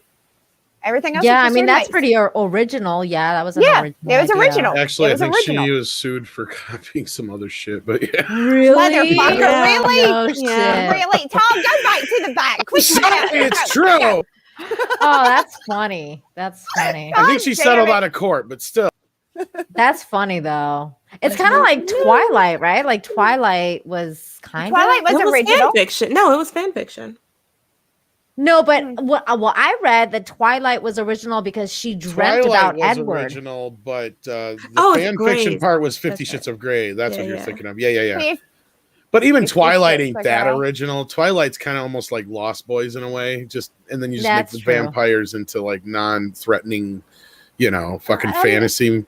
A little bit. I am on my own with that one, and I think that she took vampires and put a new twist on them that you wouldn't have thought of, which is what would they be like if they could go out in the sun, right? Because it's always been vampires in the sun. They fry, they're dead. You can't they can't go out in the sun, right? Mhm. I thought it was kind of original. I thought it was. I like Twilight. Yeah, you're but I right. know She I'm took alone. vampires and changed them into fairies. I like. Yeah, it was. Tom, I agree. God damn it, Tom! You stay back there. You're It- done, sir. It was fucking shit, Mandy. That I agree Oh, with God you. damn it! God damn it! liked it. You're lucky I I don't have like the control. Twilight. I don't. Thank It's you, true. Jane. It's true. Thank Jane you. does like it, and I hate her for that. I'm like, what the fuck, Jane? I love the covens. It was all great. Right? Mind you, I still watch the movies because I had to. Like, come on, I had to see what the fuck happens, and I was totally Team Edward the whole time. So There you go. letting There you you know. go. Okay. just for the record. Dr. Cullen. And then Null White for $2. Speaking of remakes, says a remake, but what? Bosom buddies. Bosom buddies. What the hell is you know this? You know they're gonna remake What the Bosom hell Buddies. is Bosom Buddies? It was an old That was show. funny. It was a good show. It used to come on Nick at Night. It was funny. It was kind of like Perfect Strangers in a way. Oh my where god! How have I never seen or heard about this before? It It's was fucking Tom Hanks and drag. That's insane. It was funny. Though. it was funny. It was really Wow. funny. Okay. I liked Okay. it. That's my turn. Mhm. Ron W with a $4.99 super chat. So glad I watch old shows. Been watching Sliders again. I love that show. Sliders is Good the best. diverse cast with strong characters, but I know it didn't exist in 90s. I love Sliders Sliders so is much so until the good. very end. Why did they have to fuck it like yeah, that? the ending was The ending sucks. But I still watch that from time to time. See, I'm with Tom. I hear so. sliders, and I start thinking of those little sandwiches. Burgers. And now it made the Oh, little man. burgers and the Now little I chicken want some- sandwiches. Now I want some fucking sliders. Like, damn. Right. Y'all are gonna make me eat after this. Who are we on? It's your turn. which Ron one? W. Oh, okay. Ron no, W. wait. Metal Metal Gear. Gear. Oh, okay. Metal Gear rates for $5. Thank you so much. Let's just race swap the cast of Friends. Friends was a race swap. That's true. That's true. Jane is right. It was. right. What was It the already original was? It was based on It is living Living Single. Yeah. single. Oh, Same fucking show. Yeah. I mean, it was actually named Friends before it was changed to Living Singles. That's Living true. Single. So yeah. wow. I remember Living Single. Think about it. They're all basically the same fucking characters, too. Yeah. I've never seen Living Single. I've seen Friends like It's a good probably show. million It's got times. Queen Latifah and Mhm. the chick from Facts of Life that played Tootie. What the fuck's her name? Oh, I forgot. I can't think of her damn I name. can't remember her name. But I know who Tootie is. So you got. You know who I'm talking about. I know exactly who you're talking about. But for the It's a life good of me, show. It was a really good show. Actually. It was a good show. That was a good show back in the 90s, right? That was mid 90s. I think so. I don't know. Seems right. I was a kid. I liked it though. I've never seen it, but If I remember, it does predate. predate Friends by like a year or two. Yeah, Kim Fields. That's it. Thank you. Kim Fields. Yeah. There we go. Tootie. It's not me. I But know see, it's that not was my the turn. thing is though they could reboot or remake a show back then, but they gave it its own little identity, its own name, its own little twist. Yeah, the same characters, the same basic storyline, but it was different enough that it could carry itself on its own. These days, though, they just rip off the name. They take the name of whatever it is they're trying to reboot and change it entirely, and that's the difference. That's very true, and it's all very unfortunate, honestly. Yes, I did. It's true. I grew up in a Canadian closet, but I'm not gay. That's weird. Wolf Brick for $5. Yeah, we're gonna get to Mom very very shortly. For $5 says Indy has his work cut out for him. If Uncharted does the series justice, that's interesting. Good point. Love Indiana and those movies, the first three, but Nathan Drake's solid. That's going to be really interesting to see. From the things that I've seen though so far, it looks like shit, and I was not happy about that at all. But we'll see. We'll find out. Yeah. Could be. Mysterious Capitalists for $5. They put mind control chemicals in the drugs they hand out to actors like candy. That's what makes them crazy. See, I thought it could either be that, or I thought all of them got like the Riddlers, like the real crappy Riddler, the Jim Carrey one.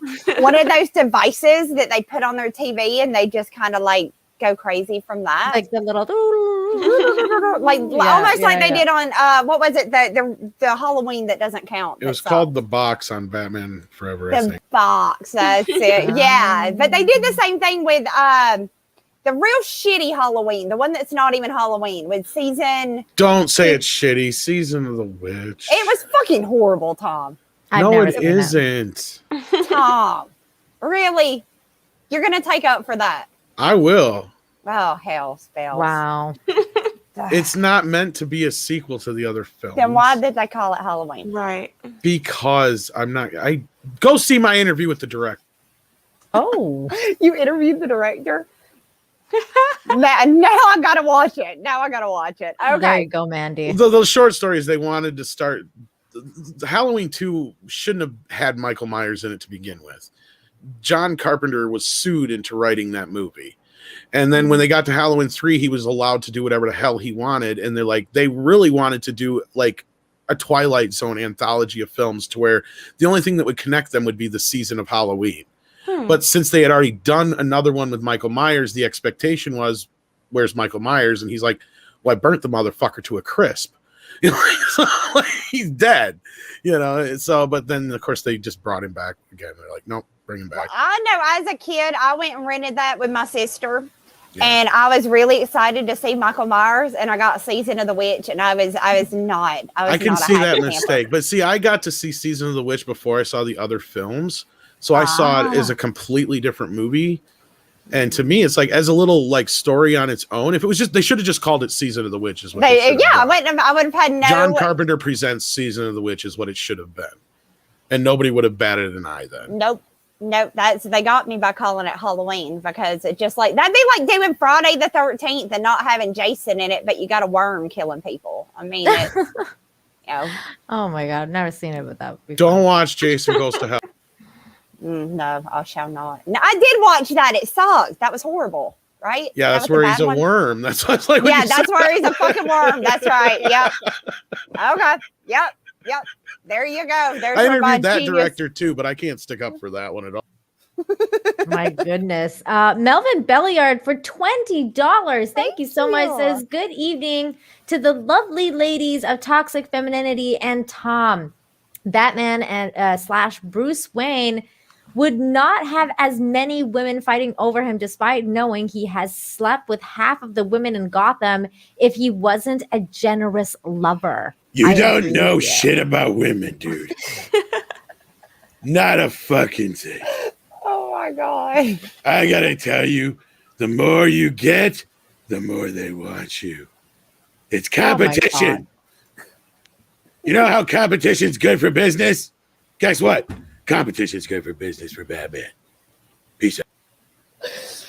Thank you for clearing that up for us, Bat Tom. Yeah, thank you, Bat Tom. Maryland's ID for $10. I want to clarify my why hire women question was a rhetorical device. Mm-hmm. Definitely hire women for their talent, but the chicks in Hollywood aren't doing them any favors. I'd hire you ladies instantly. Oh, you're totally right, Marilyn Zid. I mean, it's become it's one of those box things that they're checking, that's for sure. So I feel like a lot of women who are getting hired because they're women, not because they're qualified. And it's because they're women and they're women and they lean on the way that they want them to lean. That's exactly. Why they're women like us would not be hired in Hollywood. We would women like Gina Carano can't make it in Hollywood, and there's a reason. It's because she does not follow that left wing SJW woke ass ideology. It doesn't fit, so they have to get her out and get somebody like I don't know who that Phoebe Waller and Phoebe, like I said, ladies, I watched after the stream where we were talking about her and talking about that Fleabag show. Mm-hmm. I was gonna watch the episode. I sat down. I was like, all right, I'm gonna try it. Maybe it's good. Maybe it's not. I went into it with zero expectations, and within the first 5 minutes, she was rubbing one out to Obama's speech, and I shut the computer and I walked away. I was okay, done with that. So that's what they want in Hollywood. And yeah, they wouldn't hire any of us. And any woman that is like us and leans more just fucking normal. You ain't even got to be political. Just be normal. And no, you ain't going to make it in Hollywood. You don't work. So I don't even know what to say. Moving on with the next one. Is it me or is it you? It's you. Metal Gear Race for $2. Thank you so much, Love Bug. Love your personality. You're awesome, Mandy. Oh, well, thank you. You're awesome too, Love Bug. And I do love you. Thank you. Thank you so much. I'm still in shock about what you just said. I'm not joking. That's first 5 minutes. First 5 minutes of the show. That's messed up. Gaming or what? Trademarks for $5. I find it cute that Mandy gets excited when people say my name right. It's adorable. I do, because I've been telling them y'all have to do it this way. And sometimes they're like, no, I'm not doing that stupid shit, Mandy. And I'm like, no, you have to. You have to be like, Kevin, or what? Because you're fucking awesome and you deserve that much hype because you're gaming or what? So, yay. Dash D's with $5 Canadian says, is it weird? I want to hear Jayne say the F word. It would be funny, like when a little old lady cusses it out. Oh my God. I've heard her swear. It's hilarious. I've heard her swear too. It's so fucking cute. Oh my Yeah. gosh. It really is. It's cute. Oh my I God. feel like I've really done something good if I get Lorena to swear. Because then I'm I like, know. yeah. Oh, hey. Hey, Donkey. No, Sadie. Hello. Why has Tom disappeared and Sadie's like, what is I don't happening know. right now? I have no idea what's going on over there. Puppy taking over. Odd Oh. things. Odd okay. things.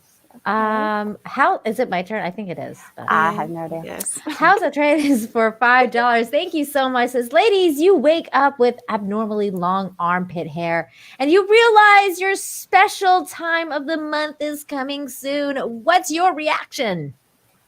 Well, I go into the bathroom and I take a shower and shave my pits because I'm not a filthy little fucking hamster. That's step one. That's step one. And yeah, no, that wouldn't work for me. That would not work for me. The long armpit hair, that shit.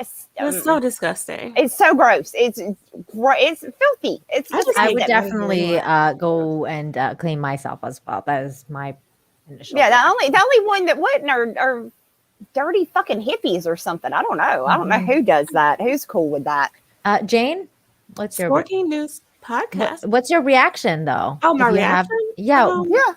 if you have long ass armpit I would hair. probably die of shock, but I'll wake up and then shave it. It's ridiculous. There you go. Yeah. There you go. Sporking News podcast with a $2 super chat says, "Love these ladies." Aw, We love you you too. too. Oh, so sweet. Okay, and then Mandy. Let's see. Ashlock Hart for $5. Thank you so much, Lovebug. Out of all the movies that deserve a remake, Dragon Ball Z should have been the top of the list. But they keep remaking movies that don't need it. I can agree with that. Oh Yeah. my God. I don't know if I ever want to see another Dragon Ball Z movie ever again. No. No. Please don't do that to me. So many anime movies have been like a total and utter fucking disaster. Yeah. I can't do it. I can't do it. And then Dash D's for $2 says Tom died and the dog ate him. That's true love. Hey, you're back. Oh my Sadie ate me. Why the fuck did you eat me? Don't be yelling at her for that.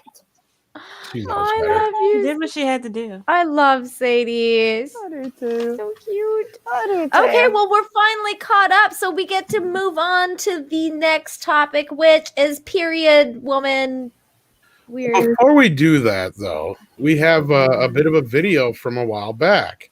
Okay. Trying to remember exactly how many weeks ago this was. I think it was like 4 weeks ago, maybe Something 5. like that. Yeah. 5, yeah.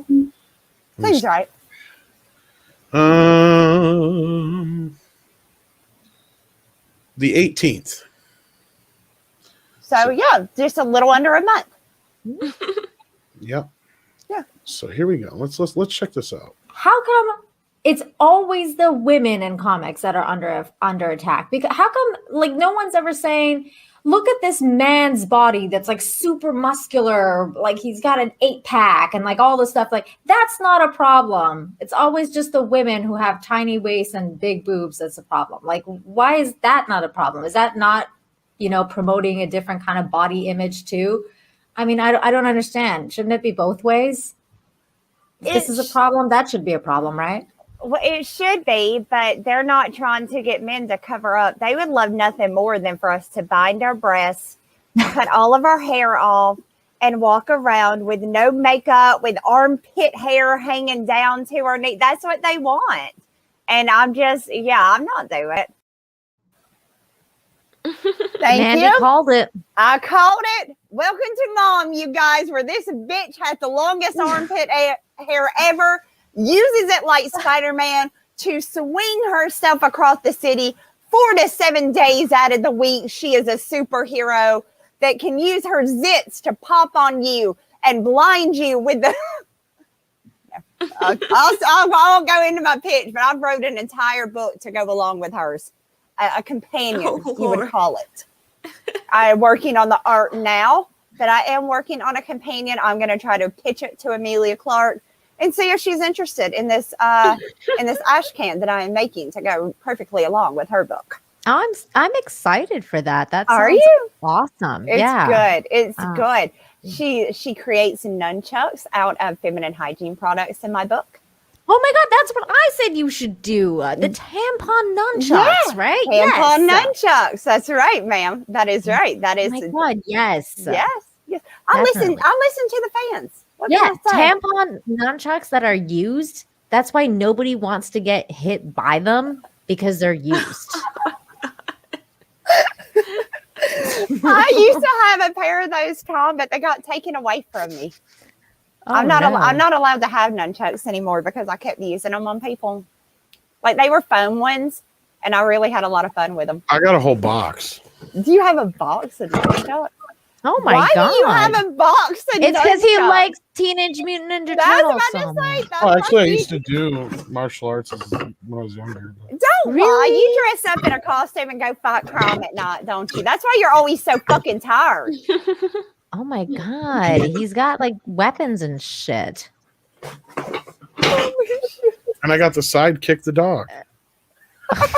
Yes, he does. He does. Now I know. So it started almost as a joke. Emilia Clarke recalls about 3 years ago. I wish I could do a British accent. I was in a car with a bunch of friends and we were like, hey guys, wouldn't it be really funny? I can't do it. And then I woke up to the next day and I was like, that would be funny. That would be fucking cool. Why not? And thus, M.O.M, Mother of Madness was born. The 3-issue Image Comics miniseries written by Clarke along with writer Marguerite Bennett, who she calls her comic guru. Oh God. Follows a single mom named Maya who discovers she possesses freakish powers and uses them to take on secret cabal of human traffickers. Clarke describes the comic as a Deadpool-esque blend of a lot of silliness and tongue-in-cheek humor combined with a very current feminist sensibility. Oh God. Yeah. This all sounds so bad. Explored in an extreme genre-bending atmosphere. We're always calling mothers superheroes, and I'm like, what if they were? What if they legitimately were superheroes? The Game of Thrones star tells EU, Maya has had a very hard life, and she finds herself in a place where everything that makes her unique, she hates and is ashamed about. It's only in the discovery of her powers that she finds her true acceptance of who she is. Am I doing good? I'm loving this. I am absolutely loving this. So does she not realize there are comic book characters that are mothers? Yeah, they already exist. She doesn't fucking know this. She ain't never been in a comic book store. And you know this by the fact that she's literally saying, I wasn't welcome in comic book stores. The bullshit, bitch. Yes, you were. My brother wouldn't let me in the comic book store with Your him. brother didn't let you go for the same fucking reason mine didn't, because he didn't want me dragging around his 6-year-old sister when he was 15 years old, 16. He didn't want his little sister coming with him. He wanted to go hang out with his friends. Yeah. Did nobody tell her you can't be in a comic book? Okay. What the fuck is this? Why is it red? Why is it red? I think this is her costume. This is issue number 2.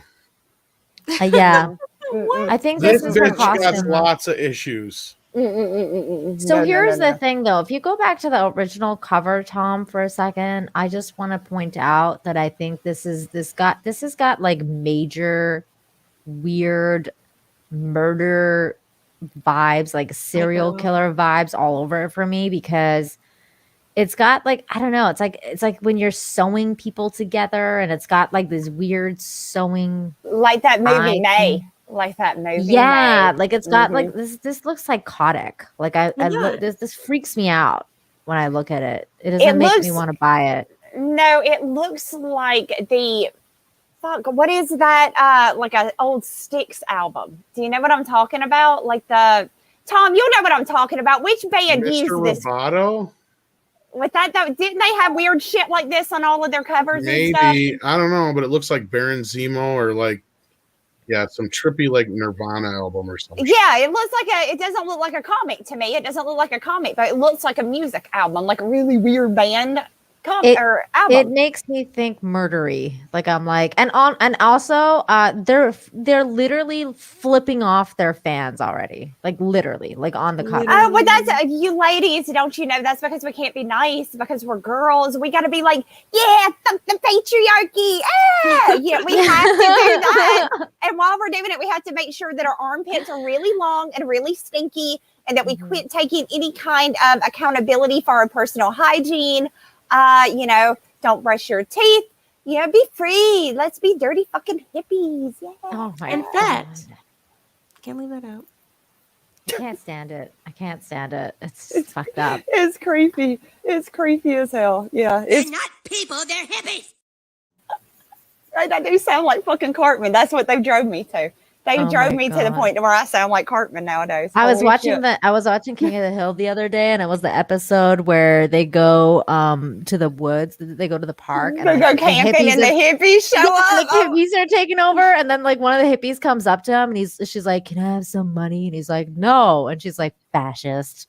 Fascist. Yeah, that was a funny one. Oh, such a good episode. But anyways, Emilia Clarke goes on to say that Clarke deliberately vague about those powers. There's many things that she can do that are pretty cool. She cryptically teases, but not about their source. She can do a lot of stuff at certain moments in her month. Ah, gross, dude. No. Clarke says with a laugh. She can do all of these wicked things, but they all come from the fact that she's a woman who has a menstrual cycle. Oh my God. I thought it would be cool to have all these things that women don't like about themselves, flip that and make those the things that make her superhuman. That's so stupid. That's so dumb. That's so fucking dumb. Again, y'all, having a menstrual cycle, it's not really something to be proud about. It's not something. I mean, honestly, it sucks. It sucks. It's an annoyance. Fucking sucks. It's an annoyance. It's a pain in my ass. It totally kills anything I wanted to do that week. It's not. But I've never sat around and thought, oh, look at me. I'm so womanly. This is what makes me. I'm just never thought that much about it. I thought, God damn, this is a pain in the ass. Mm-hmm. This is not. Yeah. And might I mention, as a comic book reader, we already have a comic book character that kind of, a female comic book character that already kind of, their emotions are what drive their superhero powers, right? Mm-hmm. Being She-Hulk. And I mean, it comes from Hulk, right? But I mean, same. She gets really angry or she gets really scared. And you know what I mean? We've already got it. All she's done is taken She-Hulk and gave her a fucking period. And why is it red on red on red? Oh my God. Yeah. It looks like a fucking commie book.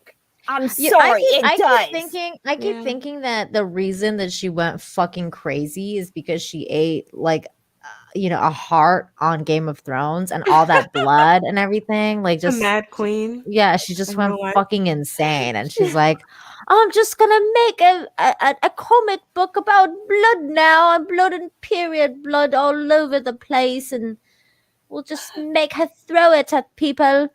I'm like, oh. That's not what she did. Why does this feel like it'd be something off of South Park? It's only not because they don't know about this crazy shit. Oh my God. You would have to be insane. I mean, but then again, that is what the other side of women are doing now, because I've seen a lot of feminine movements start popping up here and there. And every time I look at it and I'm like, y'all stop. You're making us all look bad. Fucking stop. Stop. But they're also limiting her power. I mean, it's like, so she can't be a superhero the entire rest of the month? No. That's kind of stupid. Like, why would you limit her ability to help Jayne, she's a female. She only needs a week to get it done. Are you fucking kidding me?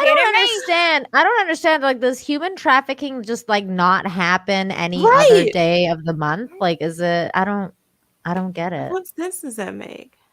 How the fuck is she gonna stop human trafficking on like 4 days a month? Like, I don't know. 6 days for some. I guess maybe she has her period a lot longer.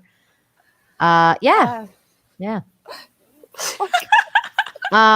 It's fitting Mom's origins are rooted in Clarke's history and self-described fangirl of superhero comics and movies. She's absolutely not. No. Bullshit.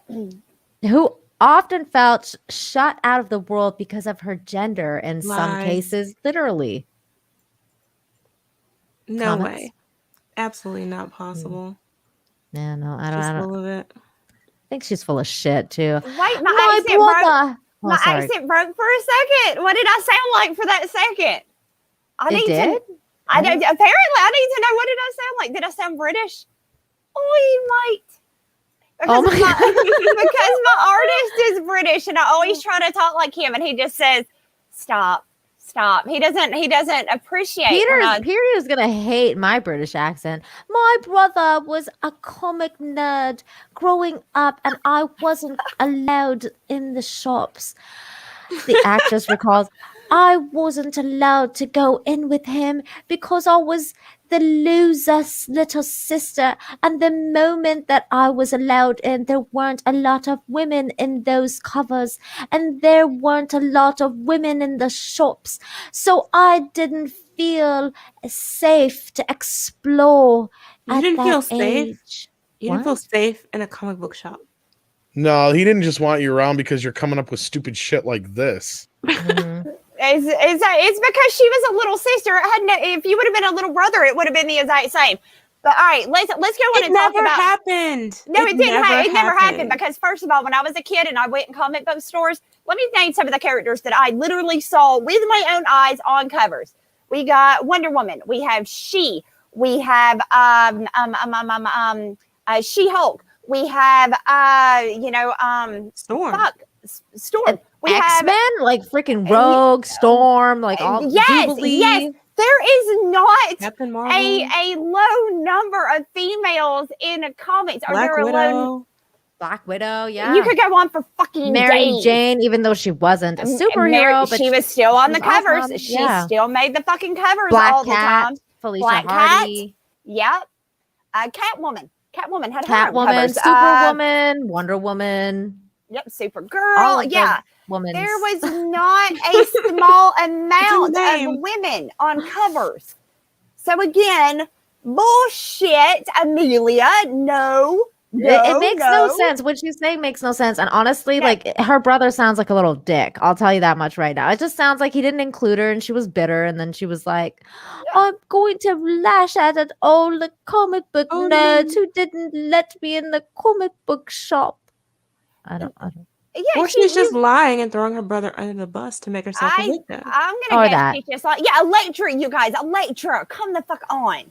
Elektra. Tons of Elektra when I was like, no, it's absolutely, Leia was on a lot of covers for even the Star Wars comics. You got Princess Leia on there. No, Tank Girl. There is not a Jessica Jones. There's not a lack. There's no shortage of women on comic books, and there certainly weren't when we were kids.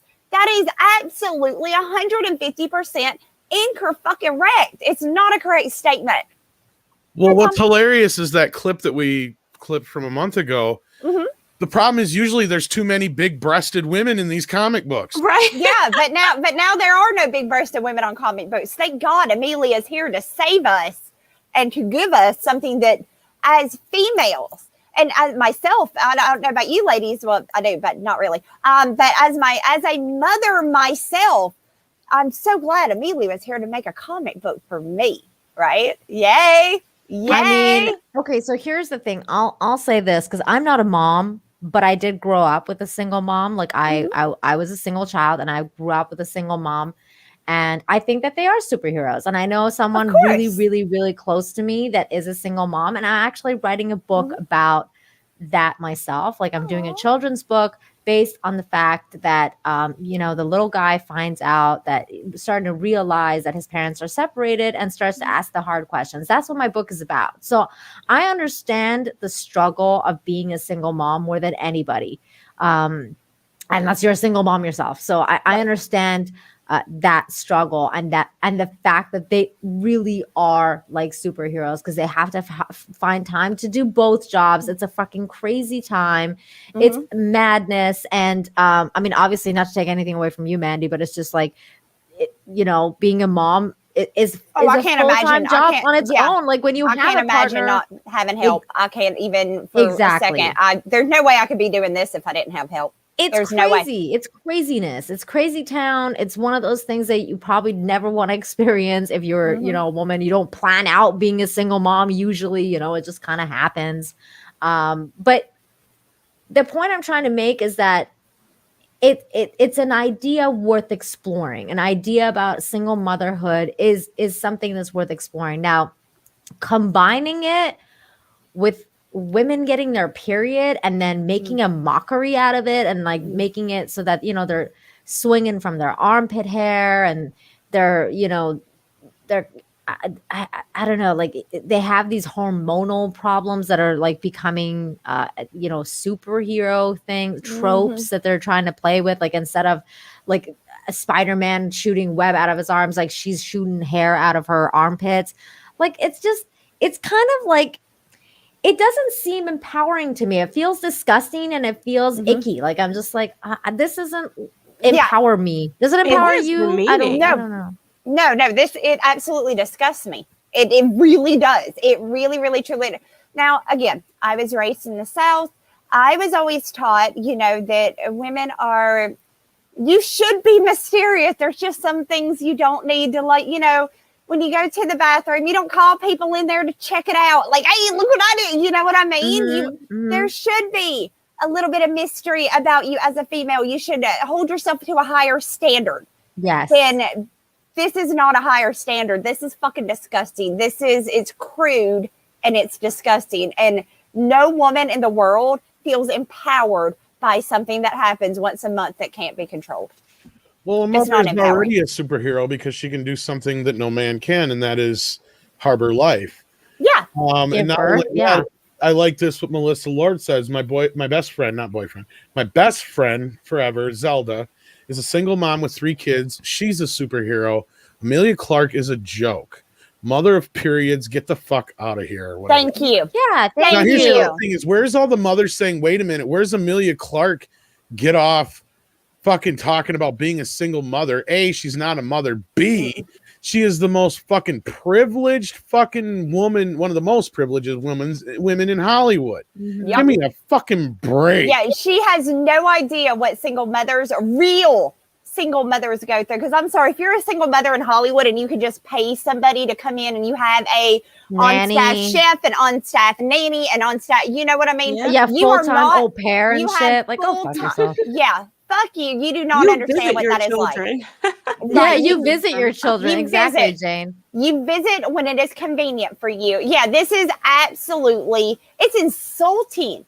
And what I don't get why, because if somebody on the other side, on the right wing had done this, the LGBTQ community would be up in fucking arms about how there's, so what, you're diminishing the fact of the non-bleeders or whatever the fuck they call them nowadays.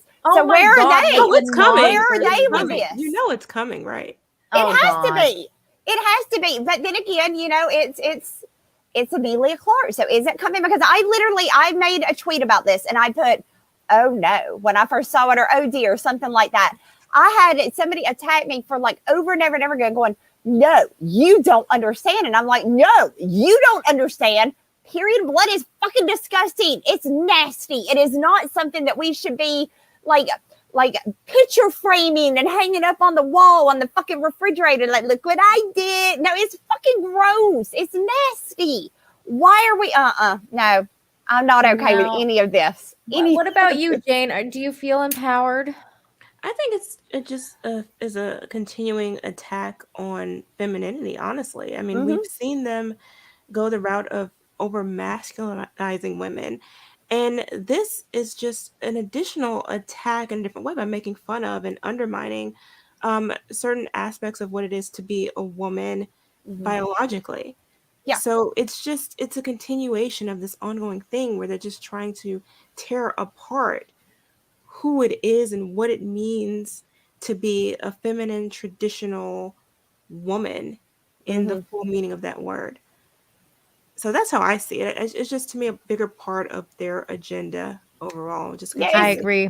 It's disrespectful, and honestly, when you have a women doing this, it hurts all women. It really does. It makes people look at us like we are fucking disgusted. Like you know what I mean? Because I look at this and I think, fucking ew. You know what I mean? But it's just another. It should be private. I'm sorry. This should be private. What you do in the bathroom and in the bedroom and shit like that should be private. It should not be. Let's empower women because they have periods. Like, yeah, no, you're fucking disgusting, Emilia Clarke.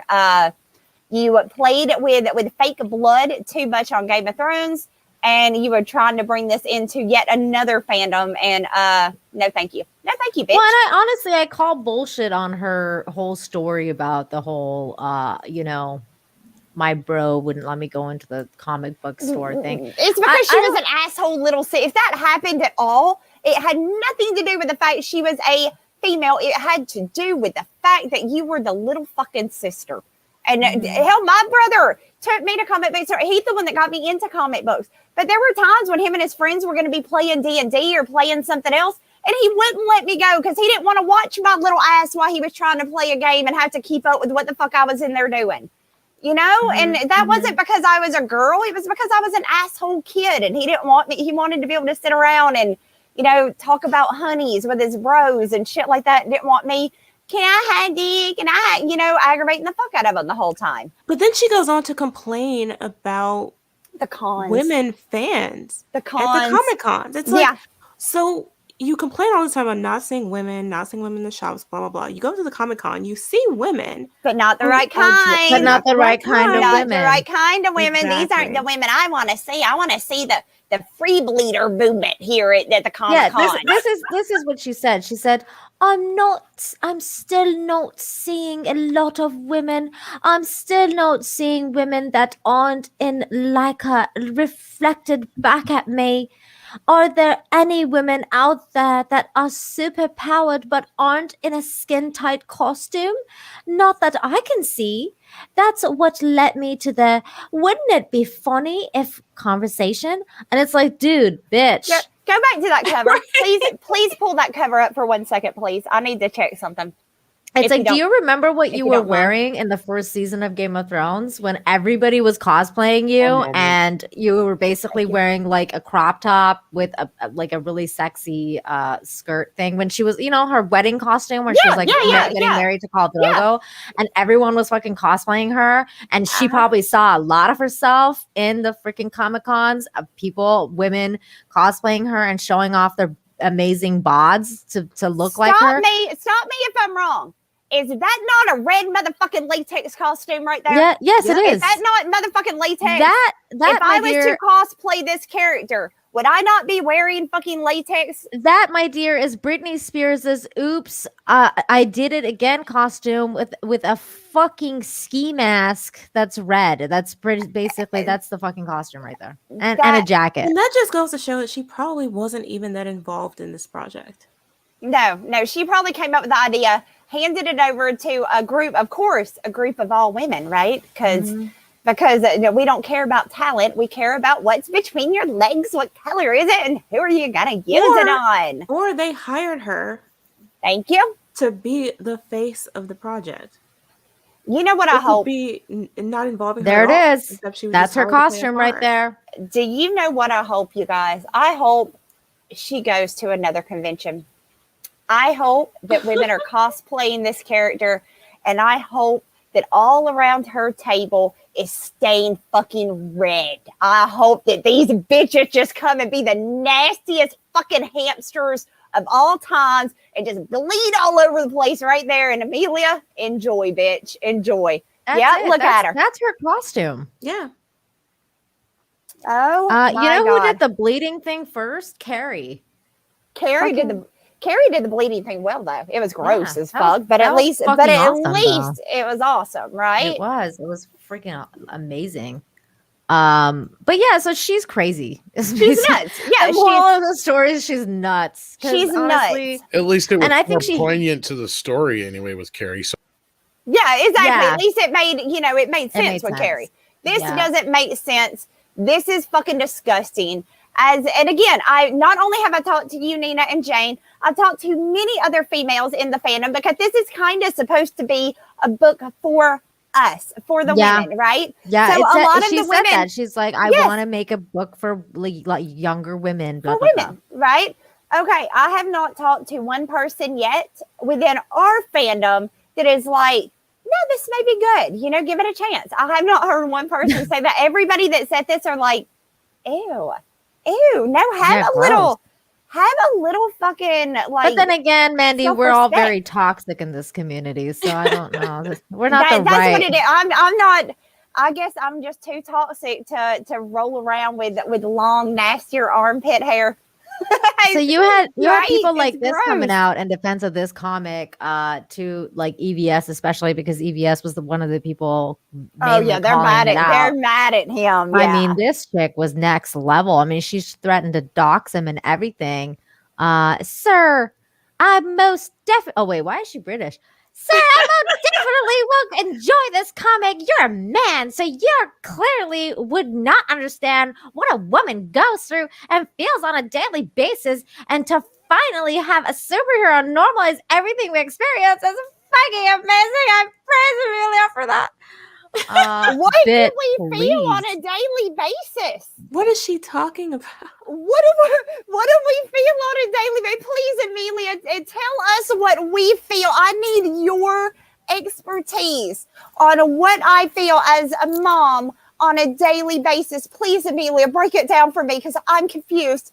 I don't know what to feel without you breaking this down for me and helping me. The weird part is that she's saying, like in this tweet, she was saying that, you know, basically EVS can't understand because he's a man.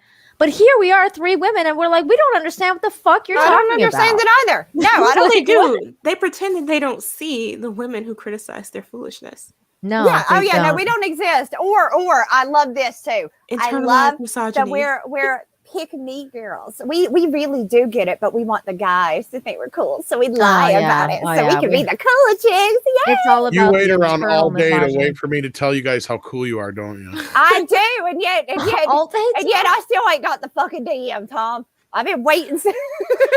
Which is bullshit because we all know women know that men have to have their egos placated. Women just like to be told they look pretty. That's it. That's not wrong. Feed me and tell me I'm pretty. That's pretty much it. Buy me cookies.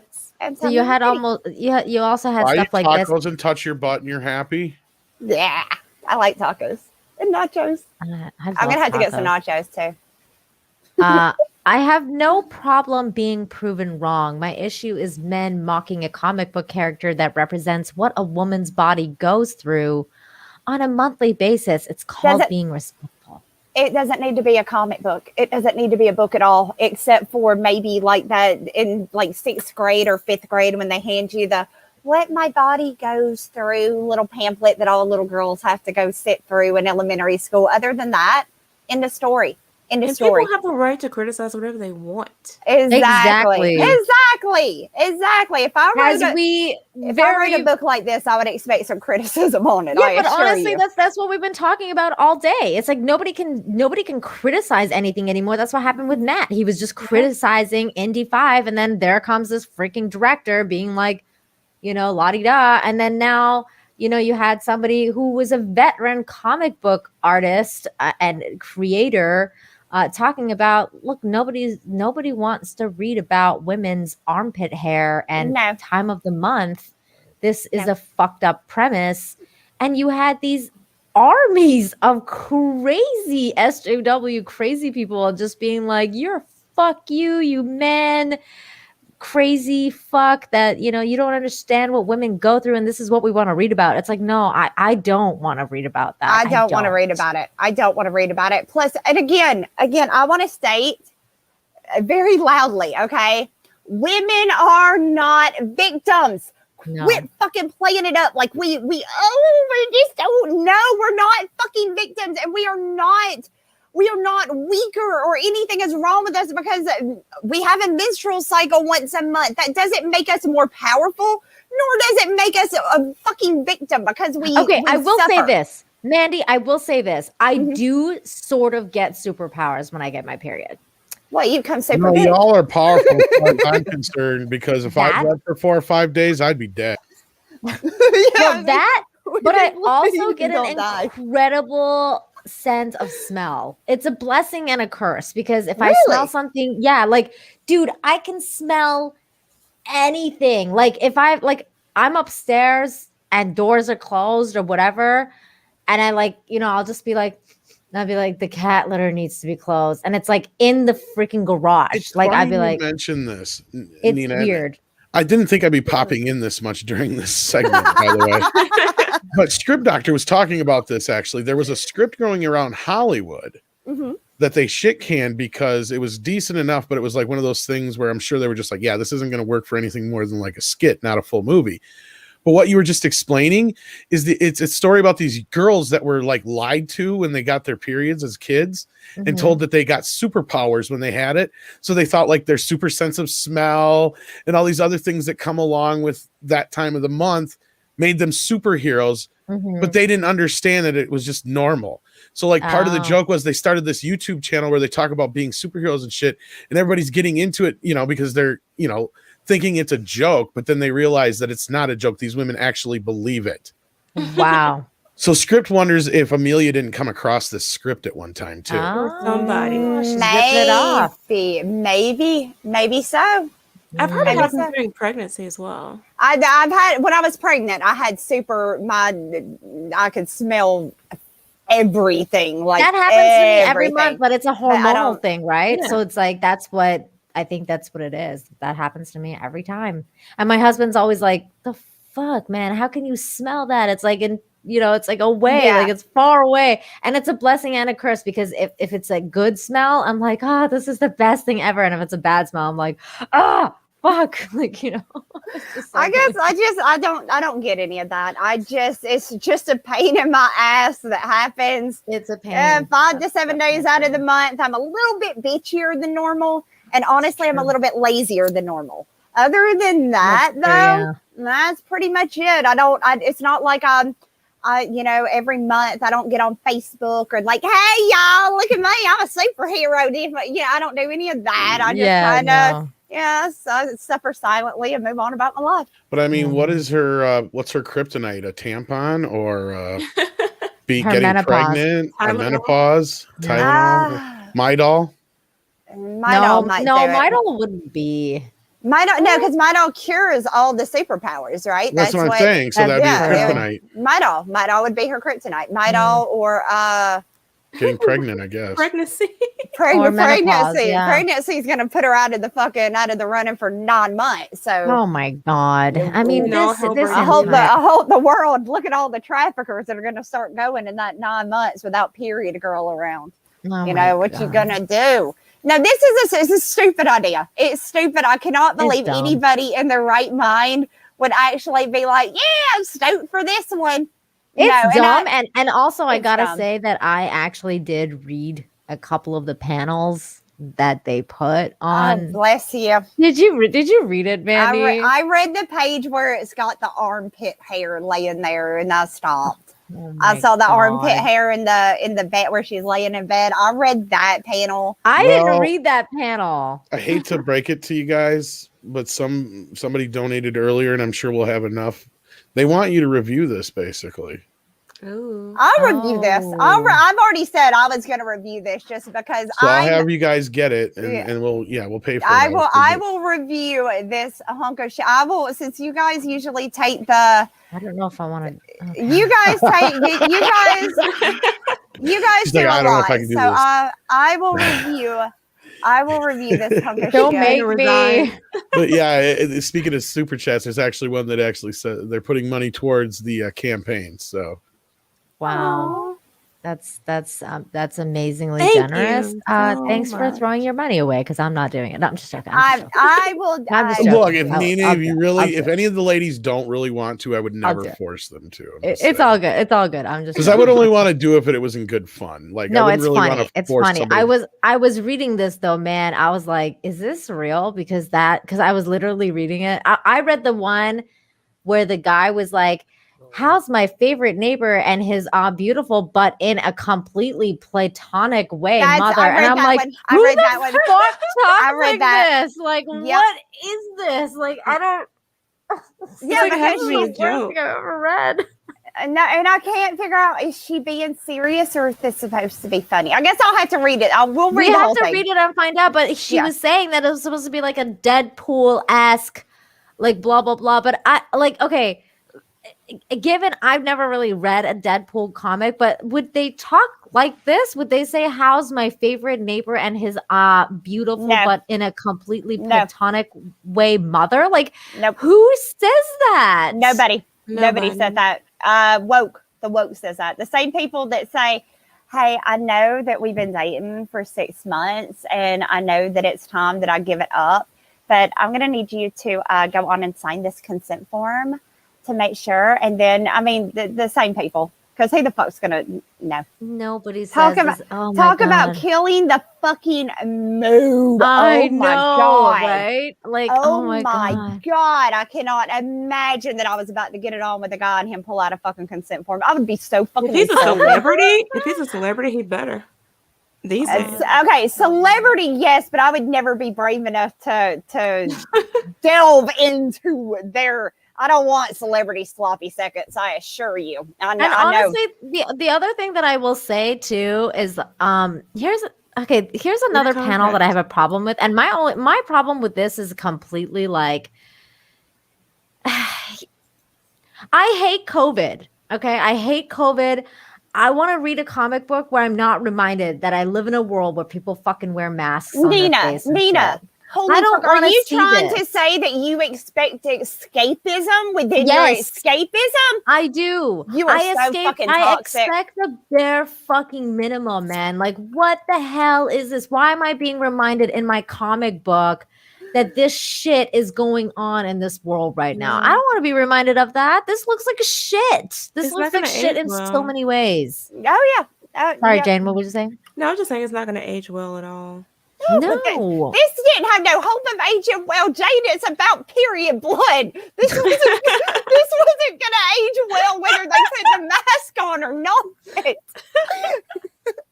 This is a period comic, and yes, this is not a period piece, but it is a period piece. But it's not. This isn't gonna work well. No. Oh God, no.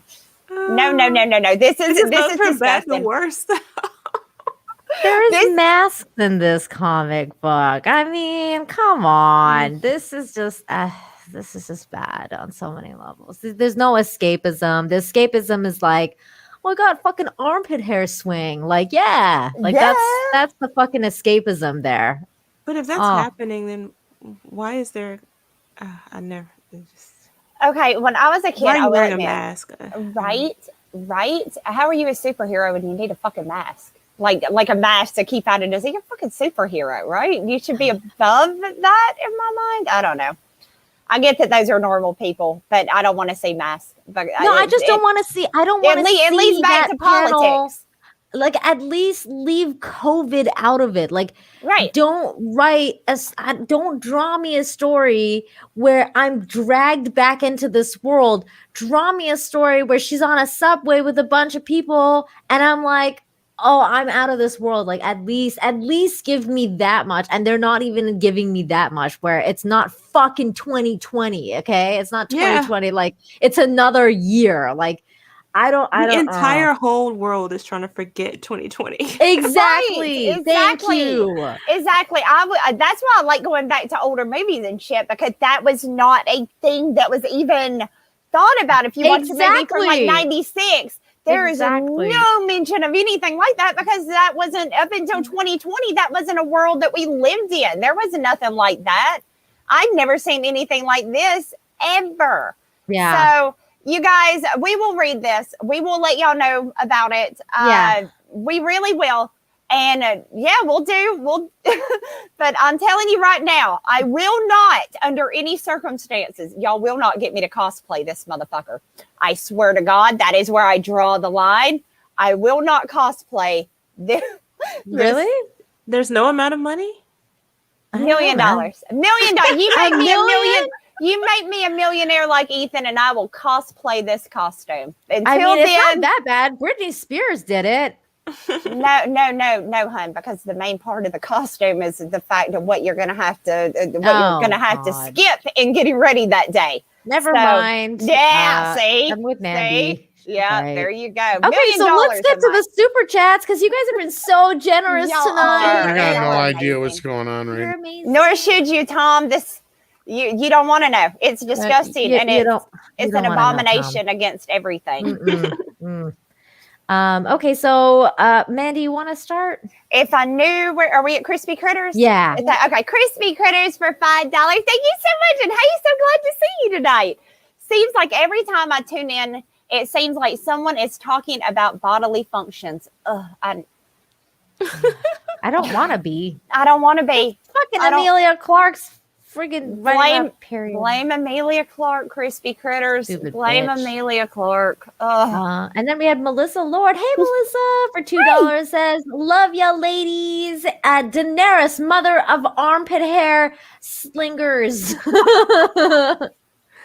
Oh, God. Oh, that's good. That's good, Melissa. That's good. The Physicality channel for $5 says, girls only like guys who have skills, nunchuck skills. Right. I do like nunchuck skills. I'm a fan of nunchuck skills. Though I like Donatello the best out of the turtles. I think I'm the only one, but I like Donatello the best. He was smart. I don't remember which one. I don't remember their names. I know that's terrible, but I like the one with the blue mask. Which one's that one? That was not Raphael. Was Raphael the blue one? Tom, help us out here. Who's the blue turtle? Leonardo. Leonardo. Okay, that's the one I like. There you go. That's sad. Dash Decent for $5. No, that we didn't know. For $5 Canadian. Thank you so much. If mom runs out of tampons and has to use maxi pads, will they call her Maxi Mom? Oh God. Oh, that's going to be the ash can that they include. The Maxi Mom? Maxi Mom. It's an ash can. It's a free ash can they're giving it. I'm just joking, but no, it's horrible. God, you just gave him another idea right there. I do. I try to. You're good at it. Dash D's for $5 says, if mom's armpit hair cashes, oh shit, will they put it out by tampon it? Oh my God. See, you guys, do you see how fucking stupid the premise of this comic book is? Dumb. It's so stupid. You can't, nobody can take this seriously. Oh, Lord. Is it me? No, it's Jayne. Jayne. Fake name for $2. Her head in issue 1 cover looks like a butt plug. Oh my God. It does. Holy fuck, it does. I didn't even think about that until now. Damn. It does, though. He's not wrong. You're not wrong. On that. No. Fake name, you're not wrong. All right. Hillis Mallory for $5. Thank you so much, Love Bug. Think Emilia is still smarting from being killed off and not getting the throne at the end of the show. Maybe that pissed her. I mean, maybe she was just as pissed about the ending of the show as we were.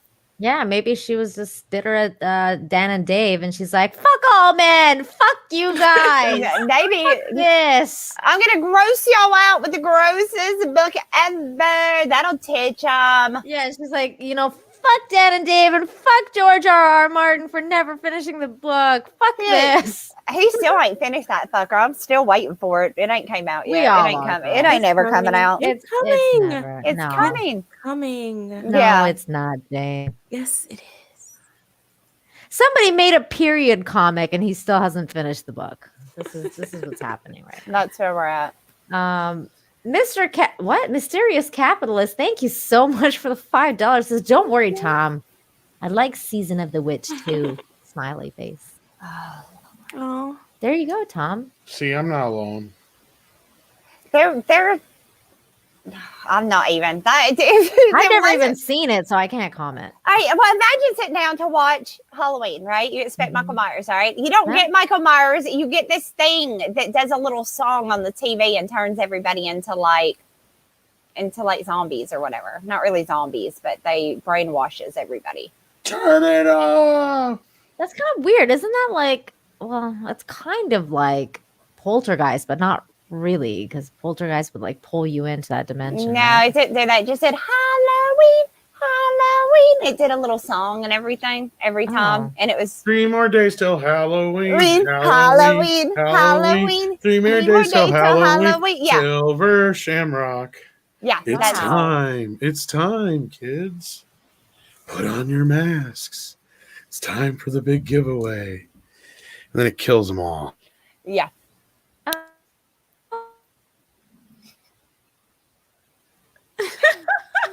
It's true.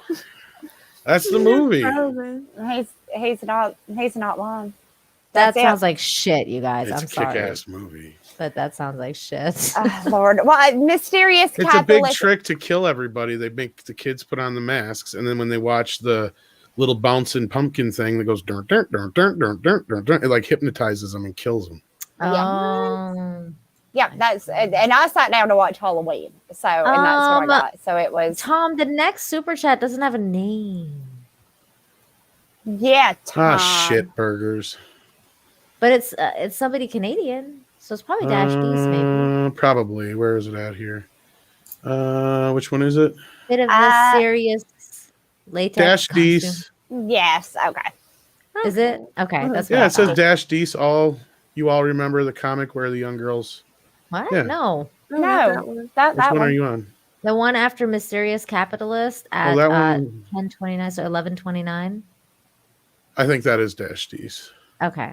Okay. So Dash D's for $10. Thank you so much. Says bit of a serious latex costume with full face masks are used to make nun people, so that Dom can fantasize the person is whoever.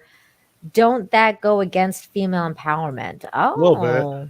Yes. That's an interesting point. Unless that's what she wants.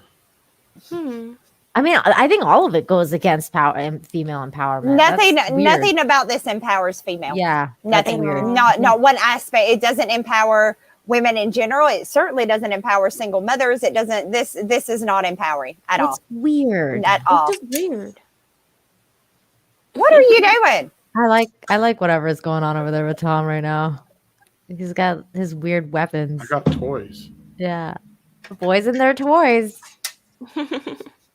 Bird up with a $5 super chat says, looks like an alternate cover for Voivod's album Nothing Face. Possibly. I don't know who that band is, but yeah, it looks like an album to me. It doesn't look like a comic. It Let me looks look very this up. album-esque to me. Or a scary movie. Maybe a B-rate one, like one of those, Weird. weird ones, the weird indie ones. Yeah. What do we think, Nina? Did she freeze again, or is she just being really still while she She looks? froze. Oh, thank God, because I was about to say she's getting amazing at this sitting still, not moving thing. She is getting so good at it. So believable. Nina. Okay. Well, while she looks at it, why don't we move on to the next one so we can? Do you want to take it? Yeah, classic Okay. comics with $10. I've got news for Emilia Clarke. Back in the 90s, George Perez did a comic called Crimson Plague with a female character who had toxic blood. Her tagline was, "She bleeds, you die." Really? I had no idea about this. Crimson Plague. I'm gonna have to look this up so I can kind of do a little comparison because I didn't know that anybody had even tried to do this before because oh God, why? But let's see. I'm gonna read that one too, But and even see like a comparison of them doing it in the 90s as compared There's to doing also a it character post. in Mystery Men that's basically the same too that Chrissy Meyer reminded me of. so even as weird as Really? this is, it's still not an original. Huh. It's kind of a because like this one chick comes up and she's like, "Yeah, I only have my powers when I'm on my period or whatever," and she's dressed in red. And then there's the character, the Spleen, whose whole power set is of the fact that he's going through puberty. So he has like zits and he farts and he stinks and all that kind of shit. Yeah. You ever seen Mystery Men? It's fucking hilarious. I've seen Mystery Men. Yes, it's been When they years. have It's the been recruitment, years. that's when the period lady comes in. Yeah. So You are absolutely right. This You is are- our story. So yeah, even this is somewhat ripped off. But yeah, I'll do a comparison. See what Crimson Plague was about. See how they did it in the 90s as opposed to how they did it, modern, because I'm sure it's amazing. I'm sure the first one was good, even though it's still kind of gross. It's still Yeah. Hillis and Mallard. bleed? God damn it. That's gross. That's really, really gross. I thought he was going to tell us we're going to attract the bears and the sharks. You're gonna check the bears and the sharks. I won't go swimming in a pool because I saw Jaws. Holy fuck. Hillis and Mallory for $5. Thank you so much, Lovebug.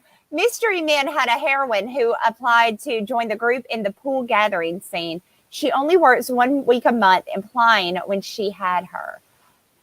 Mystery, I'm gonna have to rewatch that movie because it has I watched it when it was new, so that would have been years forever ago. Mystery ago. Man, right? Like when it first came out, I watched it a long time ago. So I don't remember a lot about it. I gotta rewatch it. Yeah, same here. I can't do the super chats anymore because it's all You gone. lost them. It's okay. You lost them. We'll That's carry fine. them for you. That's fine. Phoenix 2176 with $5 says, from a woman who has a really painful period every month, I don't want to be reminded of it. Thank you. Yeah. No, thank you. P.S. Love you, ladies. And hi, Tom. Thank you. Well, how you doing? Thank I've heard you. that said too. Like some people, it's not something that it's to be made light of. No pun intended. There are women that literally, my best friend, she sits in fetal position for 3 days. That's what she does because the pain is so freaking too bad much. that I can't even stand. She can't stand. She can't straighten out her body because the pain, it just cripples her. So this is it's not empowering. It's not. Let's see, Ron Garua for $1.49. If I said your name wrong, hun, I'm so very sorry. But thank you so much for the sticker. And it's a coin with a star. Oh, thank you. Thank you so much. It's okay. All right. I can't do them. That's okay. So unless Jane, you just want to bounce back and forth, or I can bounce in here too. It don't matter. We can do it. Jesus Davila for $10 says, donating for the Roasting Mom organization. Thank you. Yay. That's what I think that means. That's the one I was thinking. They want you to roast the book. That's it. Yeah, we're gonna we'll roast do. the shit I out will. of this one. Believe me, it won't even be hard. That's Charlie work right there. That's nothing to roast this book. Let's see, Mysterious Capitalist for $5. Thank you again, Lovebug. Mom made her costume from discarded uterine lining. Oh my God. Oh God! Ugh. You actually said something grosser than anything I've said tonight. Damn. Oh, You know what? You know what though? I actually think that would be a good like toxic femme like show. Like we should just kick her to the back. Kick her to we should just read the comic and just review it like as the show. Like it'll be funny. We'll just we'll just make fun of it the entire time. There you go. It's gonna be horrible. We've read a little bit. Nita and I have read a couple panels of it that they put out, and it's so bad. So bad. These are 5 Canadian. You all remember the comic where young girl's first period turns into werewolves and kills men? That was just wrong too. I don't remember that at all. That. What comic is that? Yeah, I've never read that. I haven't heard that, but I mean, there is that whole concept of kids reaching puberty and then transforming into werewolves. That's a thing. Well, doesn't the whole cycle of the moon and all that shit kind of play into that as well? Yeah. That's true. So that's kind of, I guess, normal. Yeah. Lady Ninja UK for £5. Thank you so much, Love Bug. Hey, Tom and lovely ladies. First time catching you live. Always look forward to your streams. Mandy, your accent melts my heart. Oh, well, thank you. And I'm honestly sorry. This is the first one you came to because earlier. This honestly, I think it grosses all of us out, but I feel like we have to address it. Episodes. Yeah, this is a way raunchier episode than what we normally do, but this is what Hollywood is giving us. When Lorena's here, she classes up the place too. Quite a She bit. does. Lorena makes it to where I'm not quite as bad as what I am. This is what happens when she goes on freaking vacation. Doesn't take me with her. Lorena, your fault. And since this is your first show, and I'm assuming your first first super chat saying hello to us, how you doing? Oh, so glad you're here. I promise. Come back next week, and we won't be talking about so much nastiness. Nasty. Anna Wolford for $10 says, so my girlfriend heard about this. She rolled her eyes, and what is wrong with Clarke? Is she still mad about Game of Thrones' trash ending? She was happy when she was pregnant. 9 months without was the best. wait, she got pregnant? I didn't know that. Oh, I thought she wasn't a mother. At least it didn't sound like it in the interview. I didn't know she was either. I had no idea that she was a mom. Is she a single mom? I don't know. And Dr. Fate sounds like Ginger Snaps. Yeah, when that was the one I was trying to think of, but I couldn't think of the name of it when you explained that Ginger Snaps. That name is really, really, really familiar. That is really familiar, but I don't remember anything but the name. Let's see here. Who are we on? Mr. Tickle Truck? Okay. Mr. Tickle Truck for $5 Canadian. Thank you so much, Love Bug. I'm writing a comic book now about men's struggles. Oh, shit. Fighting crime 10 minutes at a time. His power comes from facial hair shavings and morning wood. If that was the case, if a man's powers came from his, you know what, it sucked because he'd only be able to do it for like 10, 15 minutes at a time, like you just said, and then it'd be, what are you supposed to do? You gotta wait. You gotta wait a little bit. For that. They make pills for that. Yeah, he'd be popping those motherfuckers like a sumbitch. Yes, he would. Yes, he would. And he'd end up having a stroke or some shit. I know this is a little bit unrelated and we're not going to stay on it too long, but I just Googled to see if Emilia Clarke was a mom, and this is the first thing that came up. Oh, and it was released like today. Emilia Clarke wishes she could change Game of Thrones character's fate. Oh, do you really now? She's totally bitter, you guys. She's totally bitter. That's what's going on. She's That's what's going on. Well, we're all bitter about it. That doesn't make. I mean, I write and I'm bitter, but I'm not going to go write some nasty ass shit like this. But her brother wouldn't let her go to the comic book shop.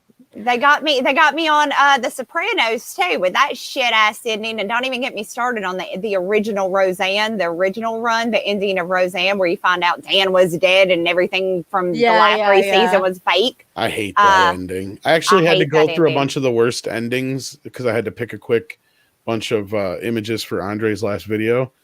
Yeah, I got reminded of some bad endings. I hated that ending. More of them in the last 20 years than Roseanne ended for me the season prior. I was like, I'm just gonna pretend this whole season didn't happen. Roseanne ended for me when they won the lottery. That was it.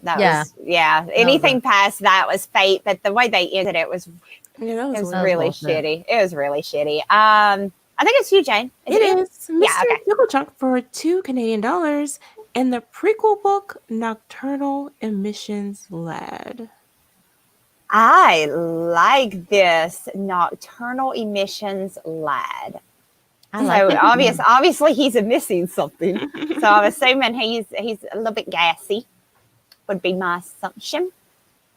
Yes. I don't approve of this.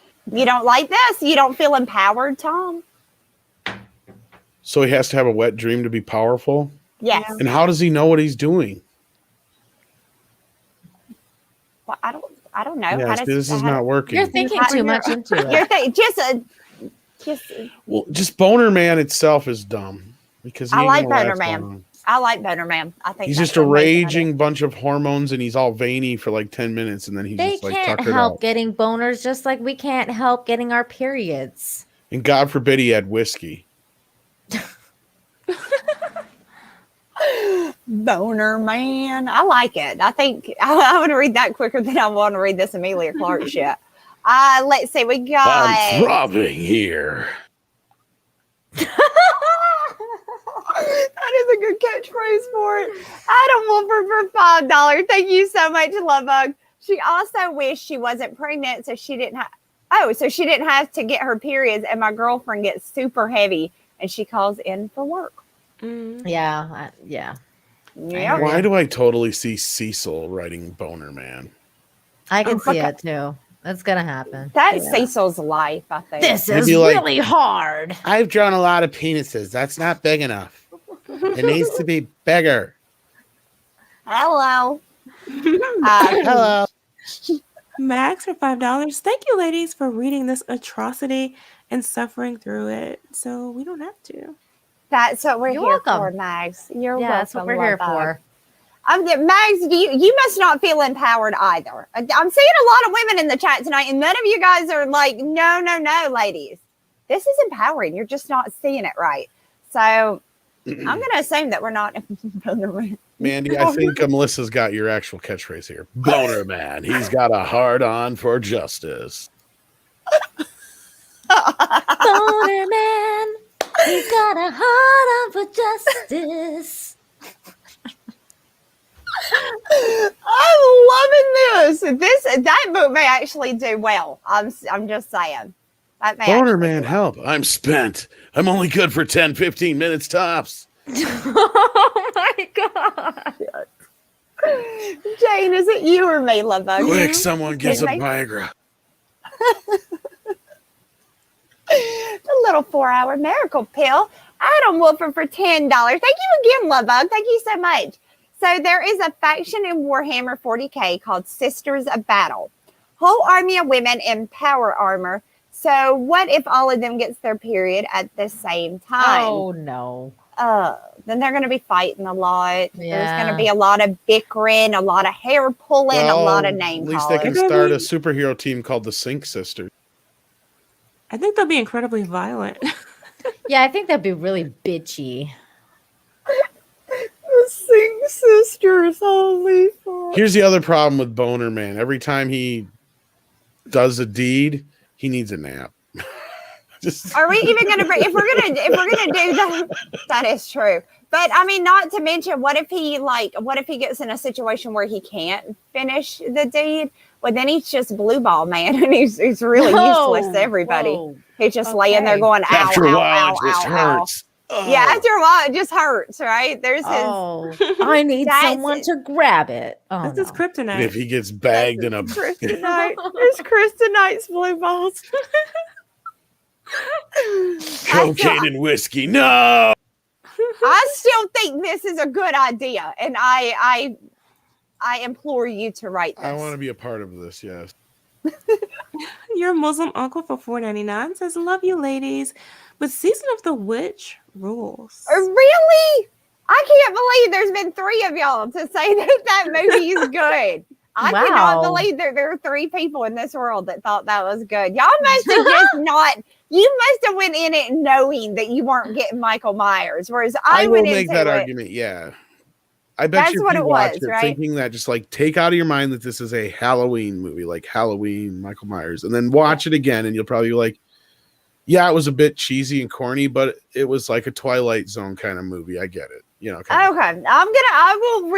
will rewatch this at some point, and I will go for Halloween into it knowing that this is not going to be Michael Myers killing people. This is something completely different, and I'll see if it changes my tune a little bit. But right now, I'm still going as a little kid sitting there excited to watch a scary movie with my sister and watching Michael Myers, and I get Demon Halloween, and I'm just like, no. So, all right. All right. We'll see. We'll see. Hillis Mallory for $5. Thank you so much, Love Bug. Harry Pitts.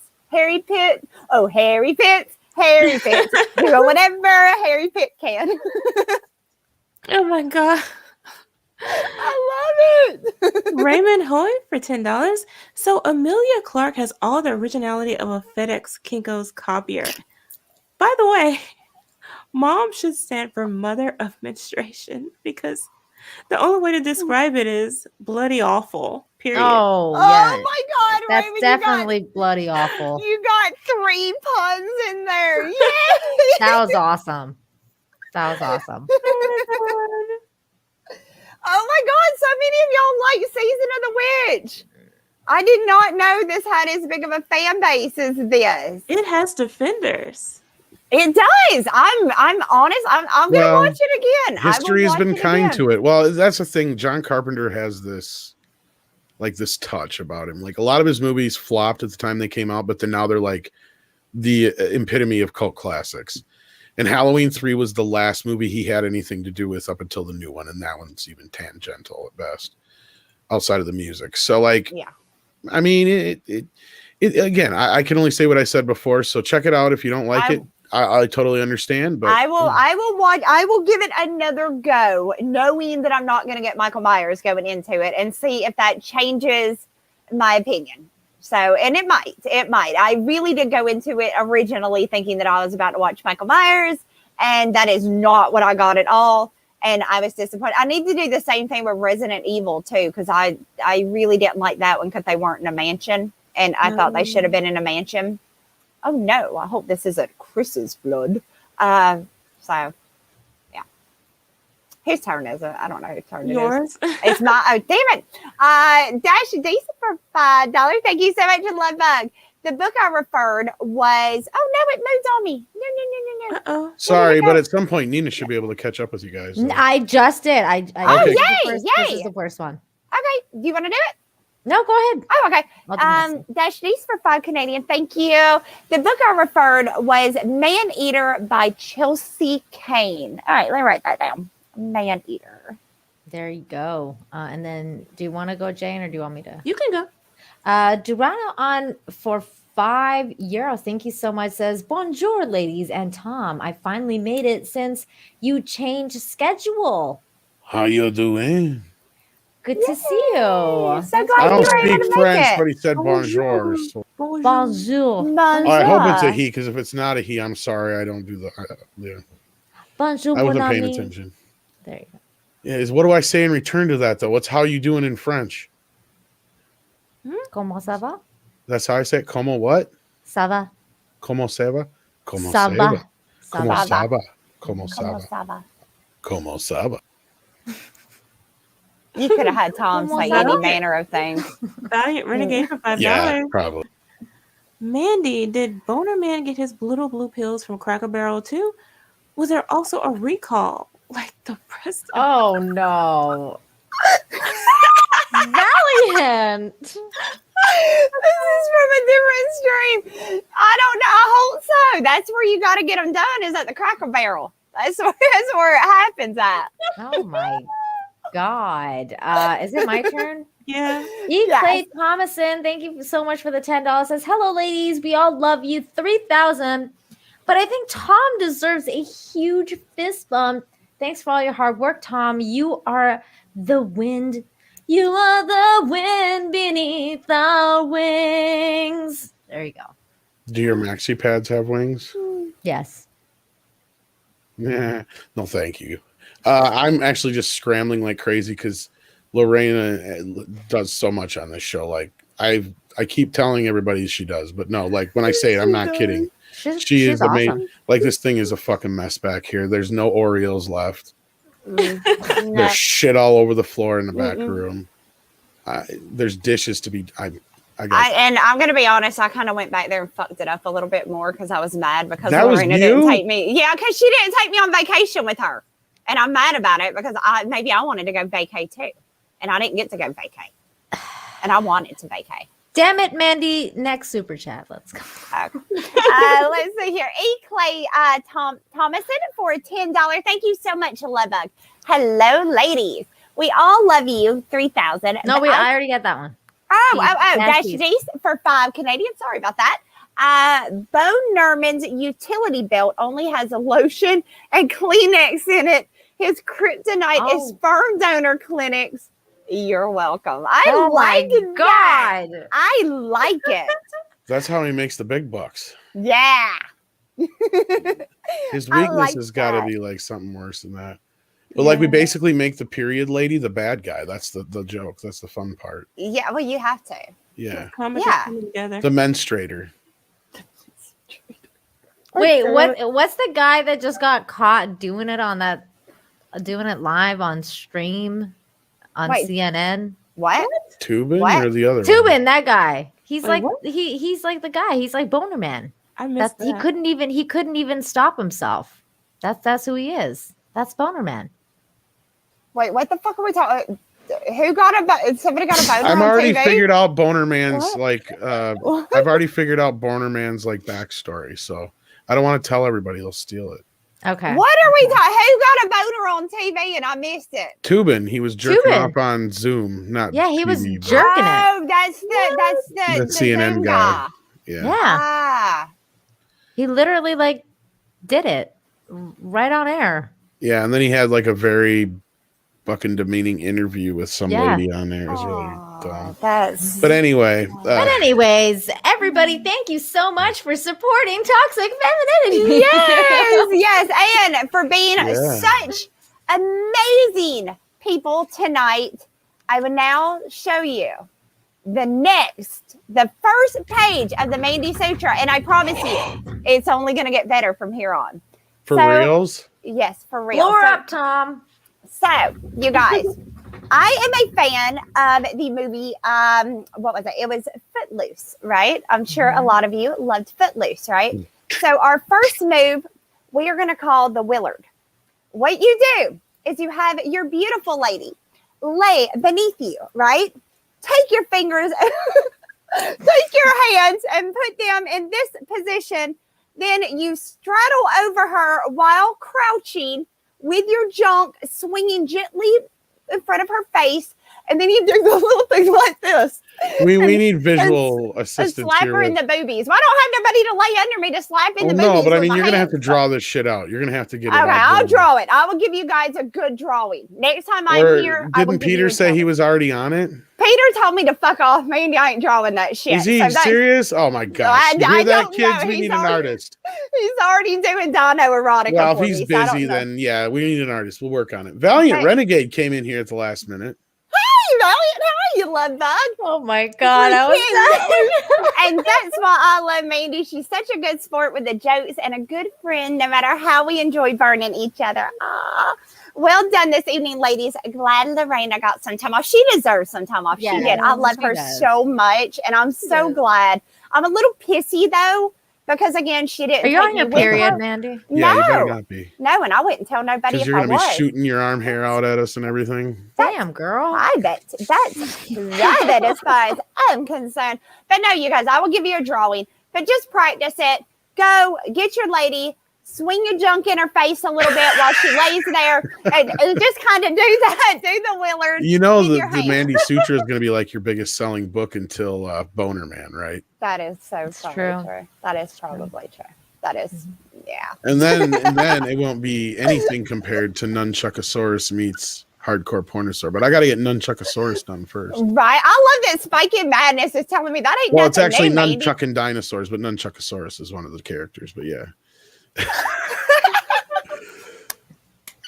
There's more than one. There is. Oh gosh. Okay. Y'all practice that. I will get you a visual of it, but it's called the Willard. Just practice. Just practice. You'll get it right. But the main component. Can we give them bonus names? Like it's called the Willard, aka the Cock Clock. There we go. The Cock Clock. I like that too. I like this. See, y'all can, and once you get comfortable with it, you can add in your own little thing. You can maybe dangle stuff off of your junk. See, now the way you're talking, I'm thinking there's got to be a video that goes along with this where you explain the positions and how they work. Yeah, God damn it, you're right. You're right. That's half the fun right there. You're right. We need a video. We'll get it. We'll get it done. We'll get this done. I'll do my best to help you with it, but whatever I can do, we'll try and find you an artist. We'll get her done. Yeah, yay! Mandy Sutra on the way, y'all. I'll teach y'all how to do it right. Yeah, we'll get it we done. come up with the most creative shit on this show. It's just We'll amazing. get it done. We'll get it done. We'll get her done for sure. We'll get it done. Get her We'll get it done. done. Get her That's how Canadians Get her say done. it. Get her done. Get her done. Get her done. Sound like the guy that. Gator. Anyways, Tomater. I'm Tomater. Oh, that's Larry the Cable Guy. Yeah. Yeah, that's it. yeah. Weird. All right, kids. Let's get the hell out of here. What do you say? Yeah, Yes. yeah. You guys, we love you all to the moon and back. Thank you so much for being here. Don't forget to go sub over at Nina's channel, at Jayne's channel, over at Midnight's Edge After Dark if you are not subbed over there as well. Just don't forget to sub to all of these amazing people. And we love you all to the moon and back. Lorena, this is your fault. You should have been here. This is Lorena. Blame Lorena. Jayne, did you have anything you want to plug? Yeah. Did you guys have anything special you wanted to plug real quick? I mean, I just dropped a review of The Conjuring 3, so definitely check that out on YouTube at Jayne Theory. Sweet. And I just dropped my Infinite Hope highlights from Friday's stream. And this Wednesday for Infinite Talk, Ryan Kindle will be on my channel. So definitely check us out on there. Nice. And I played the shit out of some Mortal Kombat, y'all. Go check that out. Oh, And Mead will either be postponed or moved from tomorrow because Paulie over at the Latino Slant has a special concert going on at 4 p.m. Pacific time. oh. Yes, So he check that out. does. So, Yay, Polly. so we'll see how that goes. And so subscribe to all the ladies. The links are in the chat here. Mr. Tickle Trunk's kicking ass, and I seen Mags was in there earlier as well. So thank you so much to the Wrenches, and thank you so much all for listening. If it wasn't for you guys, we'd be talking to ourselves, and believe you me, everybody already thinks Mandy and I are crazy. So it's true. It's true. It's They do. yeah, it's true. How dare you? All right. Good night, kids.